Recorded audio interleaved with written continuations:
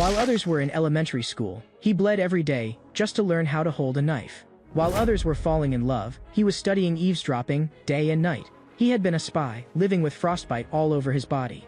He survived countless life-or-death moments in mercenary groups. Decades later, he became a legend in the world of assassins. Those top-tier armed organizations around the world feared only him, the killing god, Peter. By then, Peter was already a man in his 60s. He had lived his whole life for the company, yet he was cast aside by the company's newly appointed boss, simply because he was old and had cancer. The boss understood that trash should be thrown away. Hearing all this, Peter decided to retire for good. But after the company sent countless assassins to kill him, his body unexpectedly regressed from his 60s to that of a 20-year-old. Just 3 months ago, after retiring, Peter opened a bookstore. Every day he followed the doctor's orders, taking all kinds of anti-cancer drugs. He wasn't afraid of death. After all, he had always hovered on the edge of it. Having risked his life for the company for 50 years, he didn't regret a single step he'd taken. Nor did he have any major regrets to this day. But only now did Peter realize that he had never left behind a single photo of himself in his entire life. At that moment, a female high school student suddenly walked in. She claimed she was there to buy textbooks for her younger brother, but a familiar scent made Peter fall silent for a moment. Then he put on a smile to welcome the girl.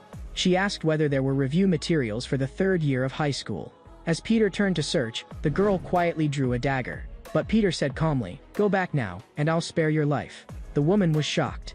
How did the man before her know? Peter said coldly, "I've lived my whole life steeped in blood. Did you think a bit of perfume could cover the scent of blood on your blade?" With just a brief encounter, the girl realized that the killing god Peter was not someone she could trifle with. Suddenly, Peter lunged at the girl. He knew that after a failed assassination, the company would implement Plan B.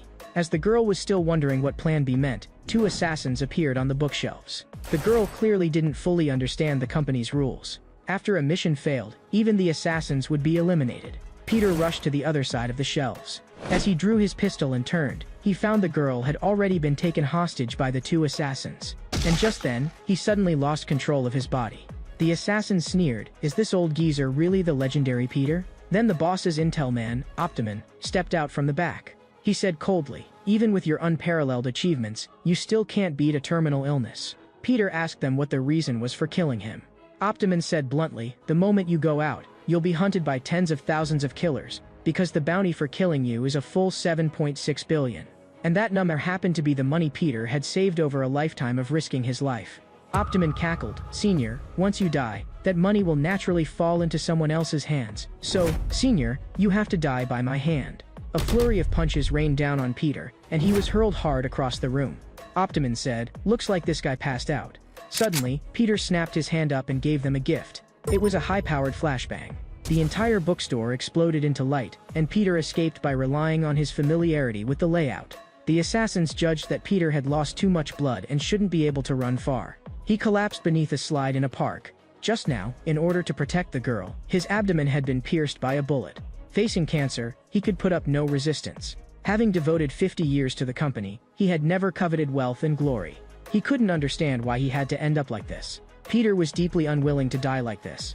The money he had in the bank absolutely could not be touched, because that would be the inheritance he left to the one he loved. But for all his unwillingness, this dying body could no longer move an inch. Some time later, inside Optiman's base, 2 assassins fumed that the 7.6 billion before their eyes had actually vanished. They wanted to stuff that damn old man into a trash can. A cold voice said, "That was my first time taking a photo." The assassins were startled. Why is this guy dressed just like Peter? Peter didn't know what was going on either. After one sleep, his body had changed. The assassins warned the newcomer, "This isn't a place a student like you should come to." Peter told them not to waste time and to take him to see Optiman. The 2 exchanged a glance, then laughed. If someone from the same trade shows up at the door, then they can't be allowed to live. The assassin was shocked. What was with this guy, that he could block the attack of a boxing champion with his bare hands? Peter exerted force with his hand, and the assassin's hand bones were instantly crushed. Another assassin raised a blade and attacked Peter, and the next second several fist marks appeared on his body. Peter muttered, "Those who are good with knives are third-rate assassins. Those good with all weapons are second-rate assassins. But first-rate assassins are those who can use anything in the world as a weapon."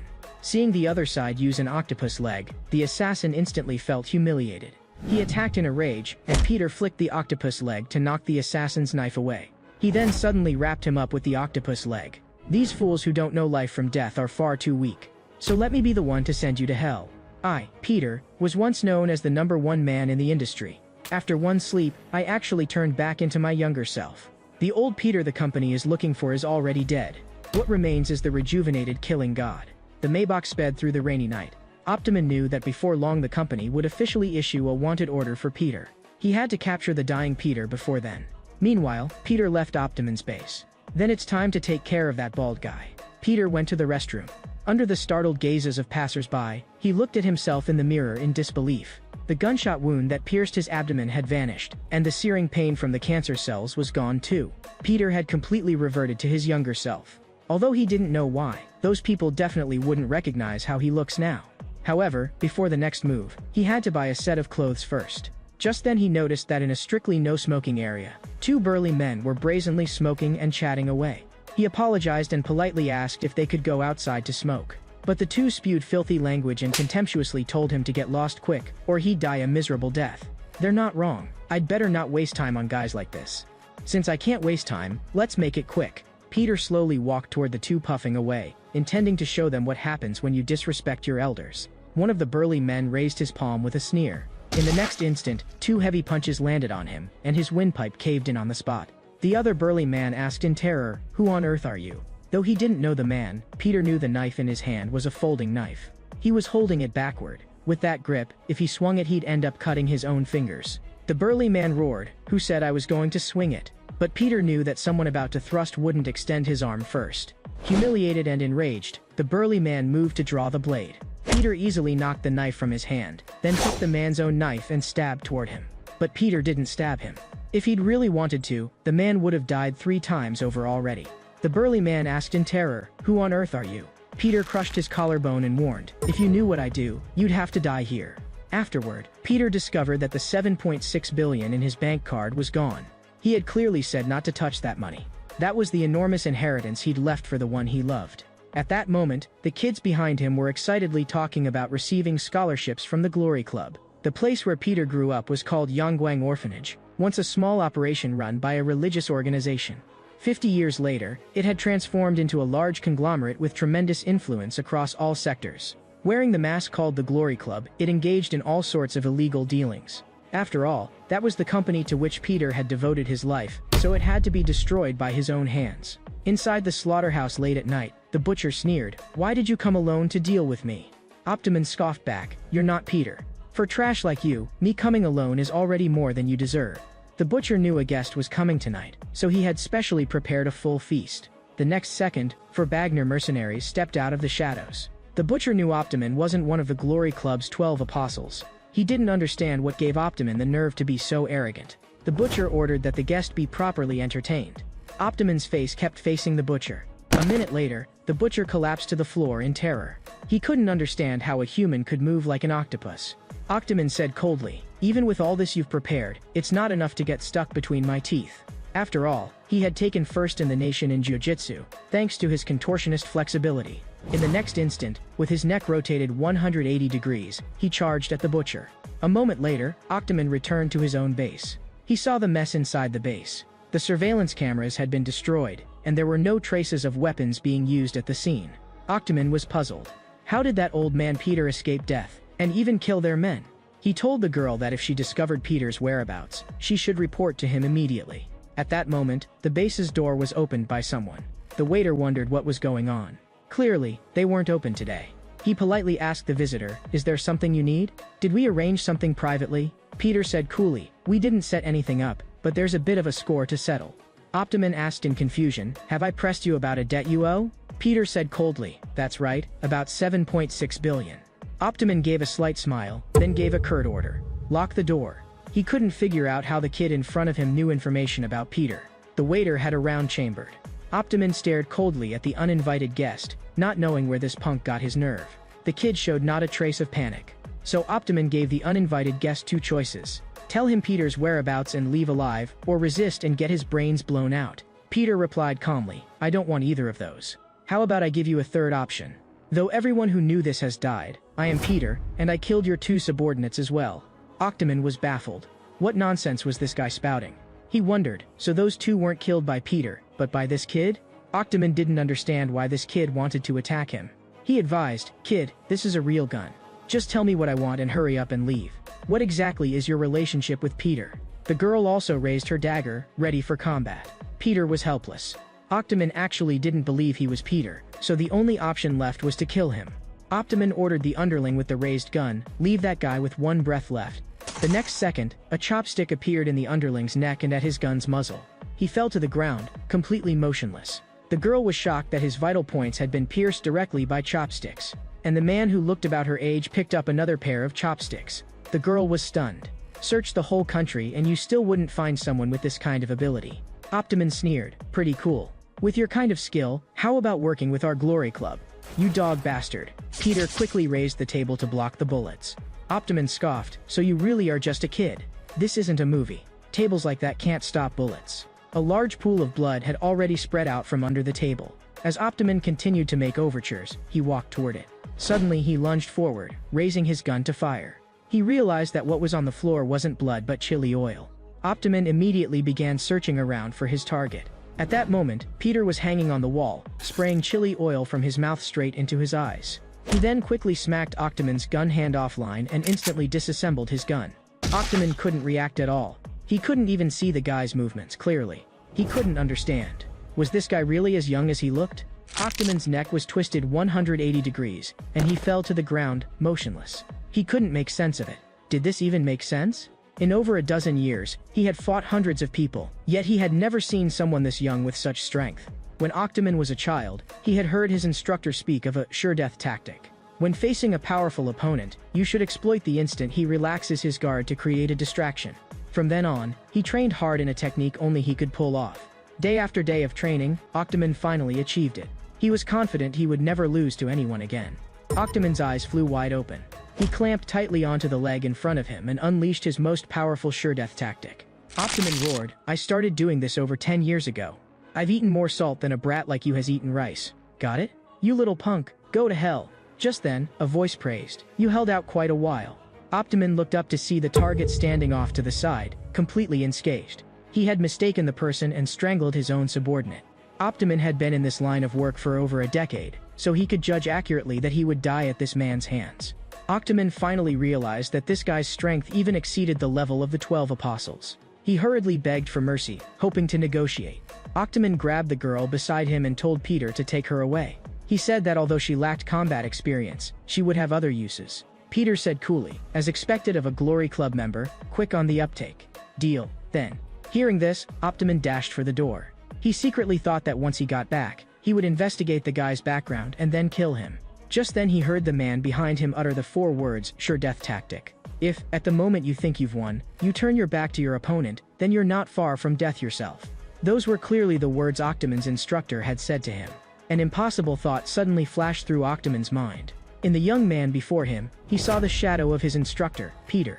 Peter asked Octomon, "Do you remember what I just said? Those who know that I am Peter, none leave alive." Octomon, the nation's #1 in Jojutsu, was strangled to death. Facing the killing god Peter, he had not the slightest chance of survival. A moment later, in a certain Glory Club building, an assassin reported to a man. Octomon has been confirmed dead. That old man on the verge of death, within a day of being shot, left not a trace and killed 4 well-trained assassins. Truly interesting. The man ordered that from this moment, an SSS wanted order be issued to hunt down Peter. On a bustling street, everyone looked up in unison at the big screen. The elderly Peter had become the target for donations. Peter knew this was a disguised wanted order. He wouldn't let them come looking for him. He would go looking for them first. To wipe out Glory, Peter needed a helper. He had indeed thought of someone, but that wolfish guy was a bit troublesome. Late at night, Peter arrived at a secluded public restroom, and there were more and more people here. He remembered there was a mechanism here, somewhere between illicit dealings and hot nights. Peter successfully opened the secret passage. It was still as luxurious as ever, truly a place piled up with money. Just then a sharp cane pressed against Peter's neck. Peter asked, "Aren't all these silk clothes and jade pieces useless to you? After all, you're blind." The woman laughed. "I didn't expect that after lying low for so long, I'd be returning to my old trade today." Though she couldn't see, her sense of smell was extraordinarily keen. She knew the person before her was a young guy, with no smell of alcohol on him, and not a beggar from nearby. Young as he was brimming with killing intent. The woman demanded, "Did Glory send you?" Her offensive was extremely swift. The woman teased, "Little mouse, you're pretty good at dodging." That wallpaper is quite expensive. Peter slowly began to wonder. Was she really blind? Although the woman was very strong, Peter didn't want to play with her anymore. The woman hadn't expected there to still be someone this strong in Glory Club, but she hadn't sensed any killing intent from the newcomer. The matter between her and Glory could only end with one side dead. The woman shouted angrily, miking, "Bite him." But then a strange sound made her freeze. The German Shepherd, normally extremely wary of strangers, was actually fawning over a young man it had never seen. After hearing Peter's explanation about his rejuvenation, the woman, incredulous, felt him over again and again. Not only was his skin smooth, there was no old man smell either. She was shocked. Could such a thing really be possible? The woman lay down on the floor and asked Peter, "Was it in this position that I died?" She could hardly wait to try. Next she asked again, "How did I die? Was it by gunshot, a knife wound, or poison?" After Peter flicked her twice, the woman finally settled down. She asked, "Senior, are you going to fight Glory alone? How will you do it?" Peter told the woman he would enter the eye of the typhoon. She was puzzled. "What is that?" Peter knew Glory was already frantic to catch him. The way to get a grip on and shake its inner workings was to become a Glory Club assassin. The woman didn't understand. What kind of nonsense was that? Then it dawned on her. No one recognized the young Peter, so if this Peter became a Glory Club assassin, it would be equivalent to Peter personally drafting the operation to capture himself. The woman praised him. "Senior, you truly are a terrifying person." But she thought it was impossible, because only those from Yangwang Orphanage could become Glory Club assassins. Although the former Peter came from Yangwang Orphanage, the rejuvenated Peter was just an outsider. However, Peter knew there was another way. 2 days later, at a private high school under Glory Club, the girls squealed, "Our school finally has a handsome guy." Peter's method was to get into Shin Yangwang High School. Now his name was Kim Sun-gu. The girls reminded him, "Sun-gu, we have to go to the auditorium now." Although on the surface it looked like an ordinary school, the purpose of this school's existence was to train assassins. It secretly ran an assassin specialization class. The only way for Peter to become a Glory Club assassin was to enter the assassin specialization class. The auditorium was abuzz. The woman on the earpiece knew the assassin class only took those from the orphanage and asked him whether he had any way to get in. Peter knew there was only one exception. Rare, but capable of drawing their attention. Peter went on stage and introduced himself as the transfer student Kim Sun-gu who arrived today. He said his hobby was fighting, and he was good at it, and that he was an assassin. Hearing this, everyone showed a look of shock. This was exactly the effect Peter wanted, to get the assassin class to extend an olive branch to him. Additionally, Peter added that he intended to become a study-focused assassin who excelled academically. At that moment, a burly man shouldered through the crowd. Peter knew a fish had taken the bait. The burly man demanded, "Did you seduce Yejin?" Although Peter didn't know what he was talking about, the situation seemed perfect for drawing attention. Jang Yiziel had loved only one woman over many long years. This was the 22nd day of his relationship with his girlfriend Yejin. He was called the most devoted man at Yangwang School. He was also the man whose girlfriend had been stolen today by the transfer student Kim Sun-gu.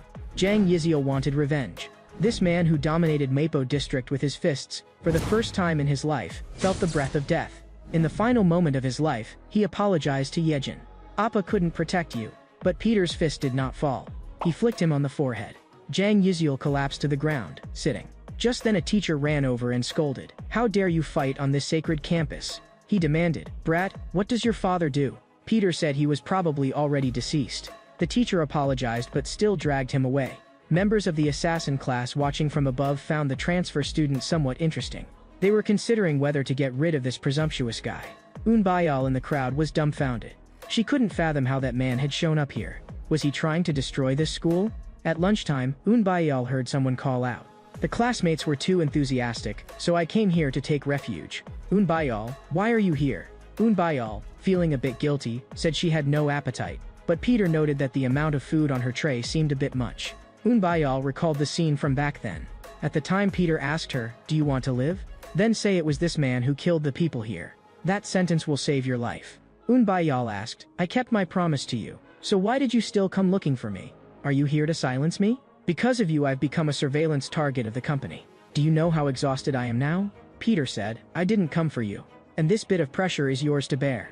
After all, thanks to me saving your life, you're able to sit here and eat." Bayal said bluntly, "You have no idea how terrifying this place is. You don't even know who I am. What do you think an outsider like you can possibly do here?" Peter smiled and said, "Then just help me, won't you? Aren't you already in the same boat with a clueless guy like me?" Bayal was speechless and wondered why she should help him. Peter replied coolly, "I'll be counting on you from now on, classmate Yuna." Yuna was shocked. How did that guy know her real name? But when she turned around, the guy was already gone. The sports day proceeded as scheduled. The man known as Shin Yangguang's Bolt felt as if he was destined to retire today, all because of that newly transferred guy. After being utterly blown away, the man hid in a corner and wept into his hands. Next was a vision test. Classmates were amazed. Was this transfer student raised on the steps or something? His eyesight was that good. Then came the advanced fruit peeling class. Peter picked up a paring knife. Though a bit unpracticed, he still tried to carve out a rabbit. During the break, 3 delinquent students sneered at the teacher. "We just don't want to clean. What can you do about it, you piece of trash? Besides suddenly losing your temper or docking points, what else can you do? As a teacher, you're actually suppressing our morale. Do you want your teaching license revoked?" The teacher snapped in anger, "Careful, or I'll expel you for infringing on teacher's authority." The delinquents jeered, then were just defending students' rights. They said they'd take the teacher to court and get his license revoked. One of them planned to post the teacher's flustered look online. The views would surely be high. At that moment, they noticed that so-called killer who had transferred in not long ago. The 3 delinquents menaced him, telling him to get lost. Peter asked, "What if I don't?" One of them spat on Peter with contempt and mocked him. "If you don't want to die, killer, then quietly scram, or quietly go die." This guy's punch was far too slow. The other 2 delinquents kept laughing at him. How can you miss with every punch? Even the delinquent throwing the punches was puzzled. Why the hell can I land a hit? Another delinquent raised a brick to launch a sneak attack. The next second the brick in his hand crumbled into powder. Moments later, the 3 of them meekly apologized to the teacher. As they backed away and ran, they still told Peter to just wait and see. Victory belongs to justice. Peter asked with concern, "Teacher, are you all right?" But the teacher actually scolded him, saying a student shouldn't use force in front of a teacher. Peter bent down to pick up the phones the 3 had forgotten to take. The teacher asked, "Are you Sunggu?" Before the words had fallen, a sharp whoosh split the air. The teacher chuckled, "Just as I thought. I have a good eye for people. You're no ordinary person. The proof is that your cup didn't spill a single drop of coffee while you moved." The teacher told Sunggu to tell him, "Where did you learn this?" "No, what did you learn it for?" Peter said bluntly, "He wants revenge. Revenge against you under glory who took his life." Of course Peter couldn't say that, so he fabricated an enemy who had taken everything from him. Hearing this, the teacher asked solemnly, "Kim Sunggu, do you want to join the service department?" Peter had waited a long time for this moment. He was waiting for this teacher to approach him. He could sense the gaze peeking at him from the shadows. He could feel it all. Teacher Oh Guangyu, to be precise, was a killer instructor for glory. The instructor explained, "The assassin training class at Shin Yangguang School presents itself as the service department. Only a select few are chosen to learn the assassin's way of survival there. Kim Sunggu, you're a rare transfer. The road ahead will be full of thorns. Welcome aboard. This is the service department that cultivates glory's assassins." Peter couldn't help but wonder, was this really a place that trained assassins? The instructor called everyone to gather and stated that Kim Sunggu was the newly joined staff member. Yuna was stunned. Why had this guy shown up here? She prayed silently. Could this guy just pretend he doesn't know me, please? Peter winked at Yuna. She was instantly terrified, wondering if that was a signal he was going to kill her. Peter introduced himself, thinking to himself how such an ordinary-looking place could be a base for training killers. But then 2 people picked a fight. This was a place only open to those from Yangguang Orphanage, and they were unhappy that the instructor had admitted someone through the back door. The 2 were Biggie Dako of the 58th class of Yangguang Orphanage, adept at high-speed movement, and Junior Dako of the 58th class of Yangguang Orphanage, skilled in brute force combat. Peter was speechless. He himself was from the 1st class of Yangguang Orphanage. The instructor told everyone to hold a simple welcome party. The students excitedly decided to make some fruit tea, using the new student's meat as an ingredient. The Dako brothers pushed through the crowd to welcome the new student personally. For their own safety, Yuna told them not to do this. But Junior Dako sneered that if she didn't want to be taught a lesson along with him, she should step aside.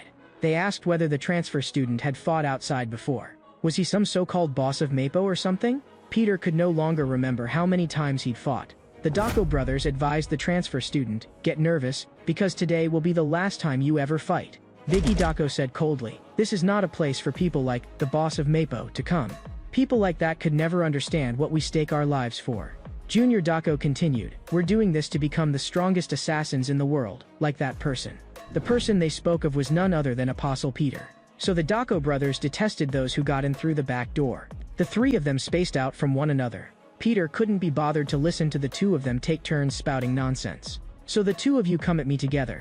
The Dako brothers thought this guy really didn't know what was good for him. They shouted angrily, "You backdoor entrant, you have no idea how heavy our lives have been till now." Yet over these 65 years, Peter had lived a life heavier than anyone else's. A moment later, the classmates all praised the Dako brothers for a job well done. They said the transfer student couldn't withstand them at all, and they'd scared him off. As Peter was leaving, he heard someone call out. Yuna asked, "Are you looking down on the service department?" She had been watching closely just now. Thus she noticed that when Peter fought the Dako brothers, he hadn't thrown a single punch. Peter argued that he'd been going all out, but Yuna knew the guy before her was lying. The reason was that the states of the three of them were completely different. "You didn't even break a sweat," Yuna demanded. "What's the reason? You snuck into this school and are hiding your strength. What exactly are you trying to do? What's the scheme?" Peter said nothing and looked at Yuna. "It's time to go to the cafeteria for dinner. I should get going." Yuna was exasperated. It was midnight. Meanwhile, at the highway bus terminal in City a bus driver was dancing with joy because someone had chartered the bus for 1 million. He waved his hands in excitement. Then he felt something was odd. He had clearly received a group reservation today, so why was there only one passenger? The driver asked where the others were. The other party said it was just him, but he had a lot of luggage. The driver enthusiastically went to help load the bus, but suddenly noticed something unusual.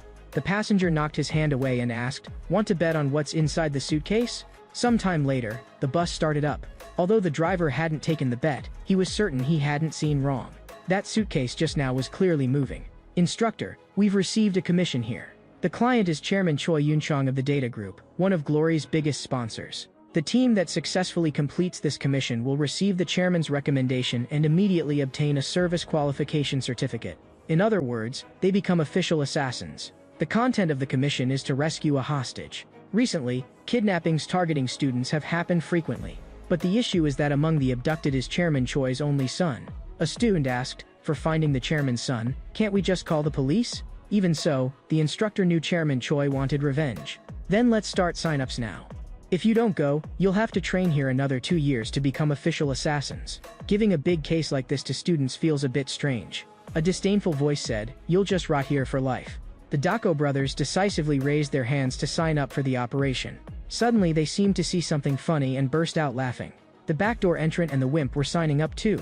Soon only those who had signed up remained in the classroom. But the instructor wasn't in any rush to move. Instead, he told everyone to go have as much fun as they wanted first. Peter wondered if they were really going to rescue a hostage at an amusement park. The Dako brothers couldn't understand why they had to wear bikinis in an amusement park. Yuna, speechless, told them to turn their heads back around. The instructor said, "This is where Chairman Choi Yun-chong's son was kidnapped. Our task is to rescue the hostage, then take down the kidnappers." Aside from that, the only information is that the last place the chairman's son appeared was called Blue World. As for where he is now or whether he's still alive, in a place this big there's simply no way to know. There is no way to start searching. But Yuna wondered, under these circumstances, did Kim Sun-gu have some method? Otherwise, why did he act as if he'd seen through everything? The amusement park staff apologized to the visitors, because this ride could only be used after making an online reservation. Since it was their first time ever at an amusement park, of course they didn't know about such things. Junior Dako asked Yuna, "Are you here to play? You actually made a reservation. No sense of being an assassin at all." In the blink of an eye, the Dako brothers were already playing. They excitedly experienced things they had never tried before. Yuna couldn't help but gripe that they were just putting on airs. The toy shooting booth owner was pitching. "This is very simple. Uncle here is basically doing a losing business." But he was thinking to himself that these two suckers definitely couldn't hit. He had hung weighted axles beneath the prizes. With these two suckers, he could close early today. Yuna was a bit at a loss, because it was her first time using this kind of fake gun. Very soon the shop owner was dumbfounded. He really could clock out early as he'd wished. Peter observed certain places in the amusement park. Everyone looked very excited. After all, it should be their first time at an amusement park. They had gone through the same kind of past as Peter. Make the most of these few chances to play, because I don't know when they'll next be able to smile this happily. Yuna, who had slipped away to snack in secret, finally remembered the mission. At that moment, her phone picked up an AirPod signal. Choi Yun-jail was precisely the chairman's kidnapped son. That meant he might be nearby. But Yuna found it a bit odd. Why was the location in the women's restroom? She decided to go in first to check the situation, then consider requesting backup. There wasn't anything special in the restroom. The signal was coming from that person over there. So as not to cause unnecessary misunderstanding, Yuna prepared to smile and politely ask, "Where did you get those AirPods?" The other party screamed in fright on the spot. Her boyfriend rushed in to check what was happening. The woman immediately told him, "That crazy woman tried to hit me." Yuna hurried to explain that it was a misunderstanding. The woman told her boyfriend not to use force. Just make her apologize and that would be enough. But the man still wanted to rough Yuna up a few times first. Not far away, the three wondered where Yuna had gone off to snack again. The Dako brothers worried she might be in trouble, right? Although Peter didn't see Yuna, he didn't think she would encounter anything dangerous enough to worry them. Yuna quickly cinched the man in a choke. He was just about to stick her lollipop into the man's ear, when she suddenly remembered she couldn't do that right now. Yuna told the woman to speak up now. "Where did you get those earbuds?" The amusement park visitors were whispering about a certain handsome guy. Yuna ran over and said she'd found this place through Choyun Giles' app. It seemed her target and Peter's were the same place. In a crowded place like an amusement park, there are few ways to make someone disappear without a trace. This ride had fully booked reservations all day, yet not a single person went in. It was the unremarkable haunted house. They pushed open the haunted house's door. The Dako brothers said gravely, "Game over. Everyone focus. You two just stick close to us." Yuna told those two idiots to let go of her clothes first. Peter felt something was very wrong. It was far too quiet here. Peter told them all to get ready. Their mission was starting now. The mission was already half successful. From the start, their task was to get kidnapped. At that moment, the Yangguang school instructor hurried to try to call off the mission. The liaison asked in confusion what had happened. The instructor had just learned that this wasn't a simple mission. Park Sang-do had appeared. He was someone once nominated as an apostle candidate, but even glory couldn't control him, so they kicked him out. The liaison, confident, said it wasn't fools who were deployed on missions. They've learned everything they need. What could happen? The instructor knew that guy was different. The liaison stared in shock as the instructor pulled up his pant leg. Meanwhile, inside the haunted house, Peter and Yuna were tied up. Park Sang-do asked, "Do you know? The drug that put you to sleep is chloroform, but normally when people pass out, they should sleep with their mouths open." Inside the school, the instructor revealed his prosthetic leg and said solemnly, "We must stop Park Sang-do as soon as possible. He is an extremely cruel guy. Once you get caught by that guy, their legs will be chopped off." At that moment, Yuna's phone rang. Seeing the familiar name on it, Park Sang-do chose to pick up. The instructor said in a low voice, "If you dare lay a finger on them, I'll kill you even at the cost of my life." Park Sang-do greeted Senior Guang Yu warmly and told him not to sound so scary. "Are you afraid I'll turn them into cripples like you?" Park Sang-do asked. "How about we make a bet? Bet on how many legs they'll have left by the time you get here, Senior?" The liaison didn't understand. Why was the instructor trembling? Just then, the not-yet-tied Dako brothers loudly berated the criminal. Park Sang-do told the senior to hurry over, since he was about to get started. Yuna whispered, "Kim Sung-gu." Seeing Peter's mouth hanging open, she wondered if he really was asleep. She grieved inwardly that he was truly heartless. Now this was all she could do. Peter didn't understand what she was doing. He hadn't been asleep from the start. Yuna told Peter not to misunderstand. She was only doing this to wake him up. She told Peter to follow her and use what they'd learned in training to get free. But Peter had already gotten out of his restraints for some time. He intended to act in time to stop any accident. Yuna told Peter to listen up. That person just now used to be a glory assassin. Peter asked calmly, "Classmate Yuna, do you like to bet?" The Dako brothers hadn't expected the criminal to be just an ordinary office worker. They threatened, "If you don't want to die, then tell us where Choi Yun-chong's son is." Park Sang-do rather liked how rude young people sounded when they spoke. He asked whether they wanted to make a bet. "If you win, I'll grant all your demands and release Chairman Choi Yun-chong's son as well." The instructor on the other end of the phone was extremely anxious, because he knew you could never win a bet with that guy. Park Sang-do added, "If you lose, then each of you leaves one leg before you go." The Dako brothers asked, "Are you really okay with that? Because starting tomorrow you'll be in a wheelchair." At that moment, Park Sang-do tossed the Dako brothers a knife. He explained that bets were only interesting if they were fair. Biggie Dako sneered, "Uncle, you'll regret this." He was Shin Yangguang School's #1 knife fighter. Biggie Dako judged that with identical weapons, Park Sang-do's movements were duller than his own. In a drawn-out fight he would win.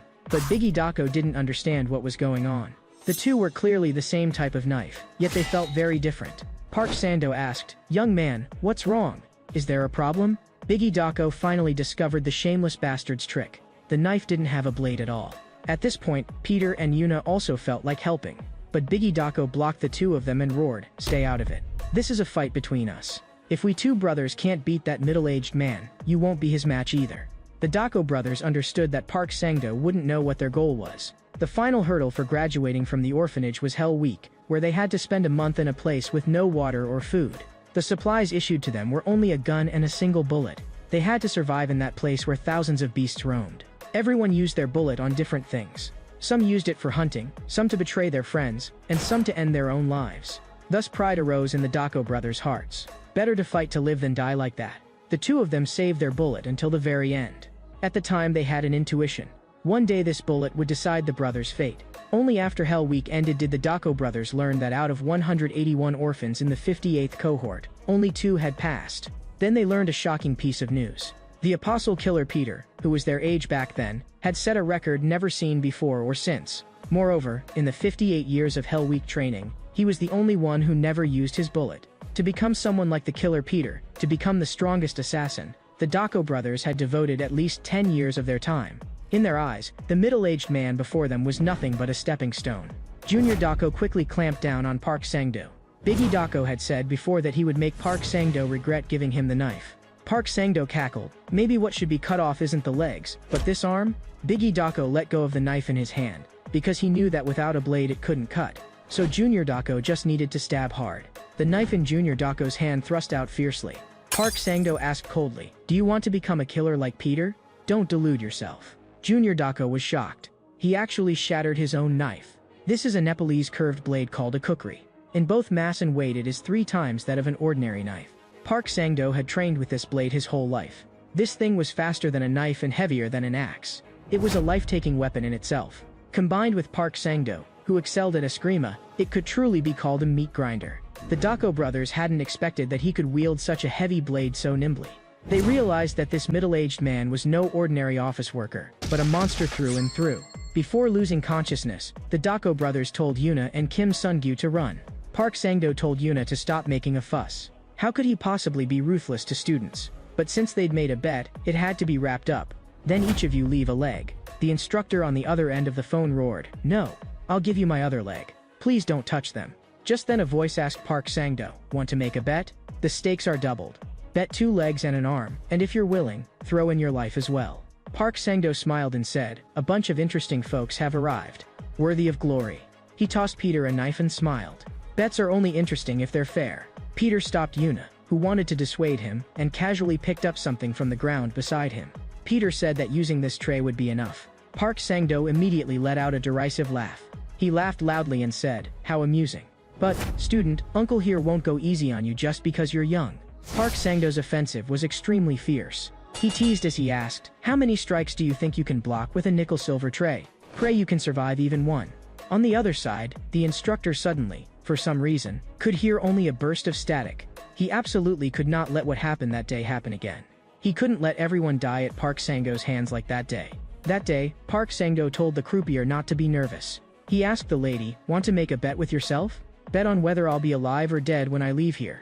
But if I were you, miss, you'd go all in on me." Glory's killer Oh Gwangyu announced, "Park Sang-do, you've caused too much trouble lately. Only sacrificing you can quell public outrage." From Glory's standpoint, this was a team composed of veteran assassins of B rank and above. No matter how formidable Park Sang-do was, he would be powerless to face 5 B rank assassins at once. But in Oh Gwangyu's view, the blade that guy was wielding seemed far beyond the human realm. On that day, it was also the end of Oh Gwangyu's career as an assassin. It had nothing to do with whether a chainsaw or a knife was stronger. What mattered was the person holding it. Park Sang-do smiled and said, "Young man, you're very lucky, but what shall we do now? Your only shield has been split in 2. Seeing things go wrong, Yuna wanted to seize a chance to help. A kukri isn't originally a sharp weapon, but it was sharper than Peter had imagined, so he'd been startled just now. He then pressed down hard on the tray in his hand. Yuna was astonished. Was that tray not a shield but a blade? "Thanks to Park Sang-do, I've got myself a powerful weapon." Park Sang-do laughed and said, "Seems you're not an ordinary student." Inwardly, he was startled. Was it a coincidence? Just now he had clearly struck true, but in that instant, the guy stepped back. This is really outrageous. Park Sang-do didn't know where that little brat had learned that trick, but that little trick wouldn't work on him. Whether it was accidental or deliberate, he'd know once he checked. After feinting with his jacket, Park Sang-do followed up with a fierce offensive. He was confident that this time his cut was right on target. But then, having lost his target, doubt appeared in his eyes. Park Sang-do clearly felt he had cut something. Was it this shabby pad? A cold gleam flashed at Park Sang-do's neck, and he recoiled in terror. Park Sang-do knew he had nearly died. That guy instantly appeared behind me and, without hesitation, slashed my neck. If I hadn't blocked with my hand, my carotid artery should already have been neatly severed. Such exquisite technique made Park Sang-do wonder, was this person really a student? He suddenly understood that a tray blade couldn't possibly cut through thick clothing, nor could it block his own blade. So the guy had aimed at his exposed neck. He had done so at a speed he could not hope to match. Setting aside the identity of a student, was this guy really human? Yuna understood that because a kukri is very heavy, everything around it would be shattered with each swing. A direct hit would surely mean death. But Park Sang-do was slower than Kim Sung-gu, presumably because of the blade's weight. If a war of attrition continued, Yuna was certain Kim Sung-gu would win. Suddenly, a bloody gash appeared on Peter's face. Yuna hadn't expected Kim Sung-gu to actually be hit. Park Sang-do said coldly, "To slaughter cattle you use a butcher's knife, but to deal with a rat you should use a rat-killing blade." There was actually another blade hidden inside his knife. Peter knew that Park Sang-do's kukri was 3 times an ordinary knife in both mass and weight. Since that guy had abandoned the weight, then speed was no longer a weapon that belonged only to him. Park Sang-do's offensive became even more ferocious. Yuna was astonished. Compared to just now, Park Sang-do was practically a different person.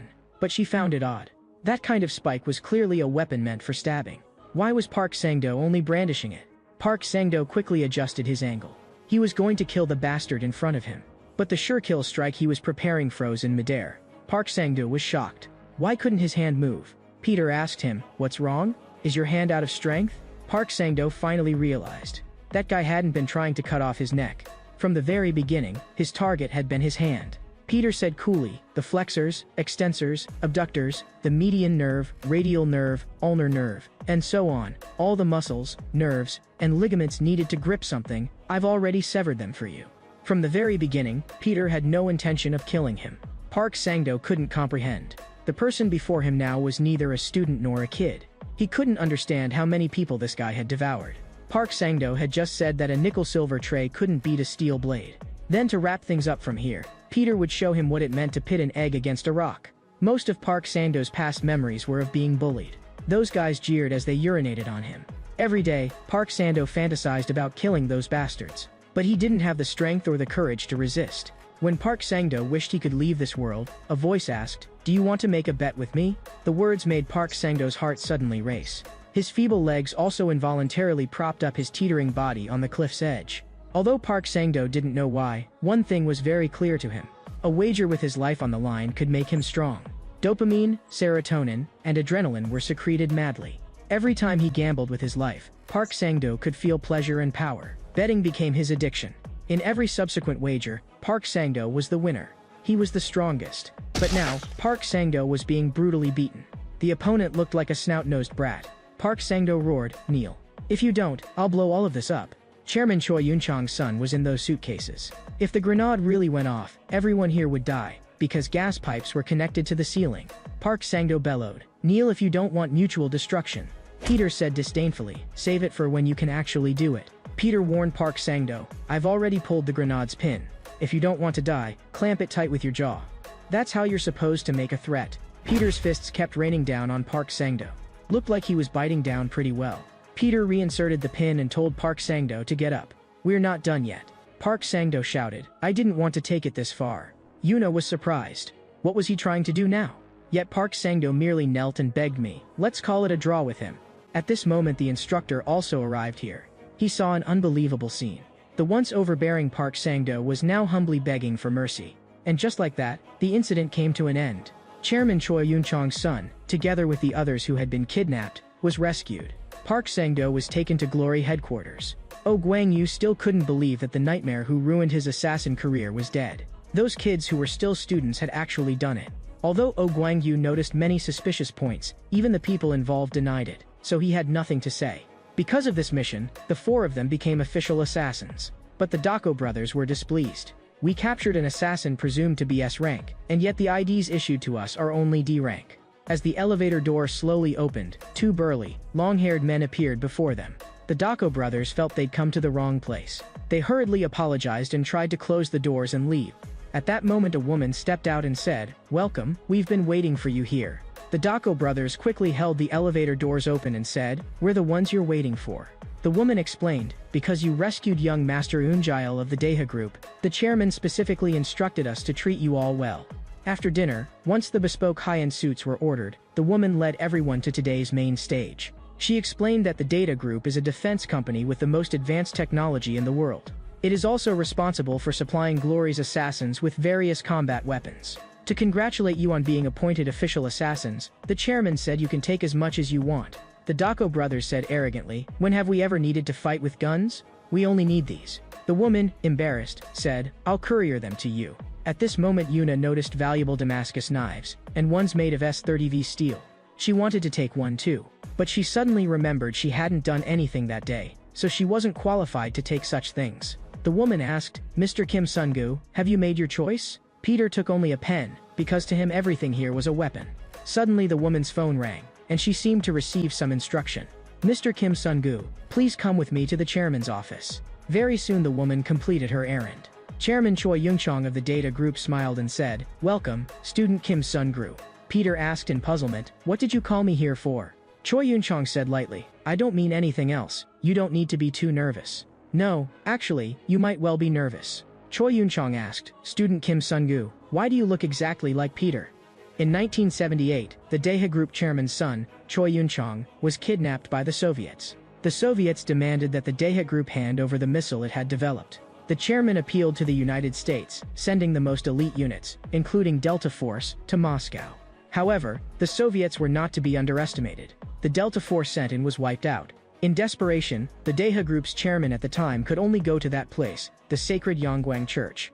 The chairman begged the priest to rescue his son. Our Data Group will meet your every need. Please send the strongest among the 12 apostles you trained to save my son. The priest said calmly, everything will be fulfilled according to the Lord's will. So pray. For the Lord's missile has already arrived in Moscow. The chairman asked the priest, can he really do it? The 3 special ops teams that went ahead have already been wiped out. Even if he's an apostle, what can one man? The priest cut him off and said coolly, he can do it. Even alone, he can do it, because my son is the strongest. The Soviets were baffled. How did that guy get in? The young Peter said coldly in Russian, just right. Then the person who had just spoken was shot through the head. Peter cleared the carriage with unbelievable speed. Every gunshot meant one person dead. What he meant was that the numbers were just right. The number of Soviets and the number of his bullets. At this moment someone emerged from the foremost carriage and shouted in Russian, drop your weapon. If you don't want me to blow your young master's brains out, throw the gun down now. This Soviet had heard before of a monster who could infiltrate anywhere alone and make it back alive. That person is you, isn't it? Apostle Badro. Suddenly Peter called out, Choi Young-chong, when I count to 3, duck your head. The Soviet snapped, what are you babbling about? Speak Russian. By then Peter had already counted to 2. As 3 left his lips, a coin appeared in his hand. In an instant the coin shot from Peter's hand and sank straight into the space between the other man's brows. Peter said evenly in Russian, rest well, Lieutenant Colonel Andreev of the Foreign Intelligence Service. The young Choi Young-chong thanked the man who had saved him. He would never forget this kindness for the rest of his life. Peter corrected him, Choi Young-chong, I didn't come to save you. I came to save the Data Group's future. If you understand, get up. After all, the road home is still long. Thanks to Peter, Choi Young-chong lived to the present. Even 40 years later he had never forgotten his benefactor's face. He asked, are you Badro's grandson? Peter was a bit speechless. He hadn't been this on edge in a long time. But that frail little fellow has become quite imposing now. Choi Young-chong had heard that Peter chose only a pen in the armory. Whatever the reason, he couldn't let that gentleman's grandson leave just like that. Choi Young-chong said, just a small gift, but please accept it. This is something your grandfather saved long ago. The crystallization of the Data Group's future technology, St. Petrus V4. It carries the strongest engine developed by the Data Group, with an unofficial world-best top speed of 527.21 km per hour. It also has a stealth function that interferes with all signals, ensuring freedom from GPS and surveillance so missions can be carried out freely. Peter said, there's really no need for this. The Dako brothers griped, you're being way too childish. They asked, sis, can we return it? As expected, they were refused. Peter wondered, what are you still standing around for? Hurry up and get in the car. The Dako brothers started grumbling again at this point. Instructor Oh Guangyu suddenly called. Glory seniors also want to meet you. After all, you're the first special hires in 4 years. They're surely very curious. Go show them the passion of young blood. Peter was forced to go slowly so as not to lose the Dako brothers. Then the instructor went to inform them. The monster newbies had arrived. This was Glory Club's Gangseo branch, the Hapjeong Yangguang Church. The The Dako brothers said helplessly, being too popular is exhausting too. Peter saw they all seemed very excited. Then let's go in. This is the place where revelations descend. Assigning tasks suited to each level for Glory's assassins was called receiving a revelation. Assassins needed to pray to the priest, and the priest would bless the brothers to be victorious in every battle. Lee Yuna realized that this was how real assassins took assignments. She too had just learned that lower-level assassins took assignments like this. The Dako brothers eagerly checked the revelation the priest had given. It had only 3 words written on it: fight. The priest smiled and said, "We don't assign tasks to newbies, but we will grant a special reward of delicious holy blood." The next second, the cup of holy blood was splashed hard over Biggie Dako's head. The priest asked, "Does it taste good? We've been waiting for you D-rank trash to show up." Biggie Dako smiled and said, "Some people just have to taste it themselves to know. Are you like that too?" The fight officially began. The Dako brothers said, setting rank aside, "We won't go easy on you just because you're older." The believer scoffed, "D-rank trash who don't understand the situation. What a joke." Biggie Dako said coolly, "Of course we don't understand the situation. After all, we weren't born to be D-rank. We are the Dako brothers who will become S-rank apostles." A mere B-rank acting this arrogant annoyed the Dako brothers. The other assassins saw that this batch of newbies seemed pretty strong. Yuna noticed that, because they were more confident, the Dako brothers were stronger than when they fought Park Sang-do. The believer wondered, what's going on? Where did the other little guy go? Suddenly, a hand grabbed the believer's ankles hard from behind. Biggie Dako grinned wickedly and said, "Were you looking for me?" He roared for his younger brother. Junior Dako raised his heavy fist and leaped up. The believer asked disdainfully, "Is your dream to become Peter? At your age, I thought that way too. Since our future stars need to learn real combat properly, I won't be joking around either." Junior Dako's palm was pierced, and Biggie Dako was soon knocked down as well. Yuna was just about to step in to stop it. Glory-affiliated assassin, B rank number 33, Director Jang asked, "How does it feel after seeing a real assassin? That guy struggled his whole life just to reach B rank. For an ordinary assassin, getting that far is like plucking the stars." Glory's D-rank assassins usually handle missions targeting ordinary people, 336 in total. C-rank mainly deals with targets whose trade is violence, such as the underworld, 200 in total. B-rank mainly resolves conflicts that may arise between assassins, 100 in total. A-rank assassins are responsible for carrying out nation-level assassination missions, 30 in total. Once you become an assassin, your hands will be stained with blood for life. You'll rack your brains to become the strongest in the Glory organization. In the end, even if you give up your life and by every means make it to A rank, from S rank onward it's a level absolutely unreachable by effort alone. The 12 disciples standing at the pinnacle of assassins, those are the apostles. The believer teased, "Brats, want me to tell you how to become apostles? You just need to be reborn." The believer's fist slammed viciously into Biggie Dako's head. He told these newbies who dreamed of becoming apostles to go home and nurse from the mothers who don't exist. Yuna couldn't understand. No matter what, there's no need to beat them to that extent, right? At this moment Director Jang recognized Yuna as the former flunky of Octomon. He sneered, "You have neither the ability nor the qualifications to be any kind of assassin." Even a dog passing by would laugh. At that moment a hand clamped tightly around Director Jang's hand. Peter said evenly, "Please don't overstep, senior." Director Jang was shocked. Why couldn't he break free? He snapped, "You punk, are you trying to pick a fight with me?" Jaiwon had already warned Peter not to be too high profile. A rookie assassin defeating the A-rank Park Sang-do was really outrageous. With Peter's ability, it was only a matter of time before Glory became suspicious of him. That would throw off all his planned targets. To catch Glory off guard, he had to hide under a D-rank identity. Director Jang barked, "The adults are talking, you arrogant brat." Peter told him to go ahead and hit him if he wanted, as long as he took them to the hospital afterward. One of them had a through-and-through wound, and the other had fainted. If they didn't go to the hospital now, it would be dangerous. Peter said sincerely, "Please, senior." Director Jang said smugly, "Fine then, but it can't just end like this." He ordered them to hand over their service qualification certificates before leaving. He smirked, "Be sure to come reclaim them once you've grown up strong." The 4 of them left the church in embarrassment like that.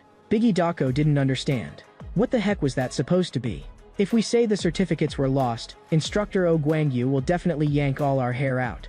Biggie Dako apologized to Yuna and Kim Sun-gyu. "I failed to protect you. As the captain, Biggie Dako, should have only shown you my cool side." Peter put a helmet on him and said, "Let's go, Captain. It's time to go to the cafeteria for a meal." The motorcycle sped along the road. Yuna asked Kim Sun-gyu, "What should I do to become stronger?" Peter wondered, why bother asking something that's useless? Yuna asked in confusion, "Do you not care at all?" They just snatched our certificates like that. Peter said blandly, the law of the jungle is only natural. When you're weak, you need to learn to endure. Late at night, a few believers joked among themselves. Just thinking about fighting for our livelihood with those torchlight guys makes me angry. At this moment they discovered the newbie who had come here during the day had appeared here again. Director Zhang sneered, are you here to get beaten again? Or to repent for sticking your neck out today? Peter asked coldly, did you really have to go that far? Director Zhang wondered, you brat, haven't you been beaten enough? Peter stood up and explained. He was here to show them something they'd never seen in their lives, and would never see again, the battle of an apostle. The believer snorted, well, you don't see this every day. I've been in this line for 14 years and have never even seen an apostle. Young man, you really don't understand how the world works. He was just about to have Director Zhang at his side teach that guy a lesson, when he realized something was wrong. Director Zhang was motionless at that moment, because he had sensed danger. In front of him was clearly a D-rank assassin whose name he couldn't even remember. He had no cover and no weapon. Only the rosary beads in his hand, full of openings. But Director Zhang didn't know what was going on. Those eyes could not possibly belong to a D-rank punk. The believer asked curiously, why are you spacing out? Don't tell me you've been scared stupid by a kid. Director Zhang came back to his senses, thinking, what am I imagining? He's just a brat with a fierce look in his eyes. He said solemnly, there's an unspoken rule in this industry. If a junior or lower-ranked assassin offends a senior or higher rank, the superior has the right to handle it as appropriate, even execute them on the spot. Director Zhang simulated, if I threw this book over, this brat would probably lift his arm to block, not realizing his flank was already exposed. Then the brat would instinctively bend over and cover the spot that was hit, but my target from the start wouldn't be his flank. It would be the eyes of this reckless brat. In the next second, Director Zhang's limbs left his body. Only then did he understand that wasn't an ordinary rosary. Then Director Zhang's head also left his body. He snapped back to reality with a start, clutching his neck in terror. The believer wondered, what on earth are you standing there for? Director Zhang, clutching his neck in fright, understood that he couldn't do it. No matter how he simulated an attack, the result was being killed in an instant by that man. Director Zhang had already died thousands of times. Over decades, through hundreds of battles, Director Zhang had come to understand one thing. Even without a single move, his intuition told him the man before him was someone he absolutely could not defeat. He didn't understand what was going on. It wasn't just an intimidation that he couldn't overcome, but a presence beyond his comprehension. When Director Zhang recalled that he had even slapped this man during the day, he suddenly felt like he didn't want to live anymore. Peter gazed calmly at Director Zhang before him. With the slightest raise of his hand, the man panicked and apologized over and over. He begged Peter to forgive what had happened today. But Peter merely patted his cheek lightly. The ability to sense death is the basic literacy of an assassin. In that sense, you have excellent qualifications, senior. Inside the church, the believers were still chiding Director Zhang. How could you let that brat go? Director Zhang roared, if you don't want to die, shut up. At this moment Jaiwan, annoyed, said, Senior, why did you come here? She was worried that starting a fight this early would expose the entire plan. What then? Peter told her, that won't happen. A B-rank assassin losing to a D-rank assassin, aside from being utterly disgraceful, would make it impossible for him to stay in this circle afterward. Losing to a green kid without even trading blows. If it were you, would you spread that around? Jaiwan was speechless. She'd chased him here out of worry, and all he could do was be snarky. Peter rode off on his motorcycle. The next day, Instructor Oh Guangyu flew into a rage. Your service qualification certificates are equivalent to your lives. How could you lunatics lose those? The Dako brothers were sweating bullets, thinking, we're finished. In their heads they concocted countless unreasonable excuses. Just then a voice called out, brats. Director Zhang had actually come here. The Dako brothers asked in a panic, why are you here again? Are you here to duel again? Director Zhang was speechless. Were these two idiots going to a rap battle? Why were they talking with a rhythm? He was here today to return the service qualification certificates he'd snatched yesterday. The Dako brothers exclaimed excitedly, I thought you were a jerk, big bro, but it turns out you're a good guy. Director Zhang said helplessly that he'd had no choice either. That guy named Kim Sun-yu gave him the creeps.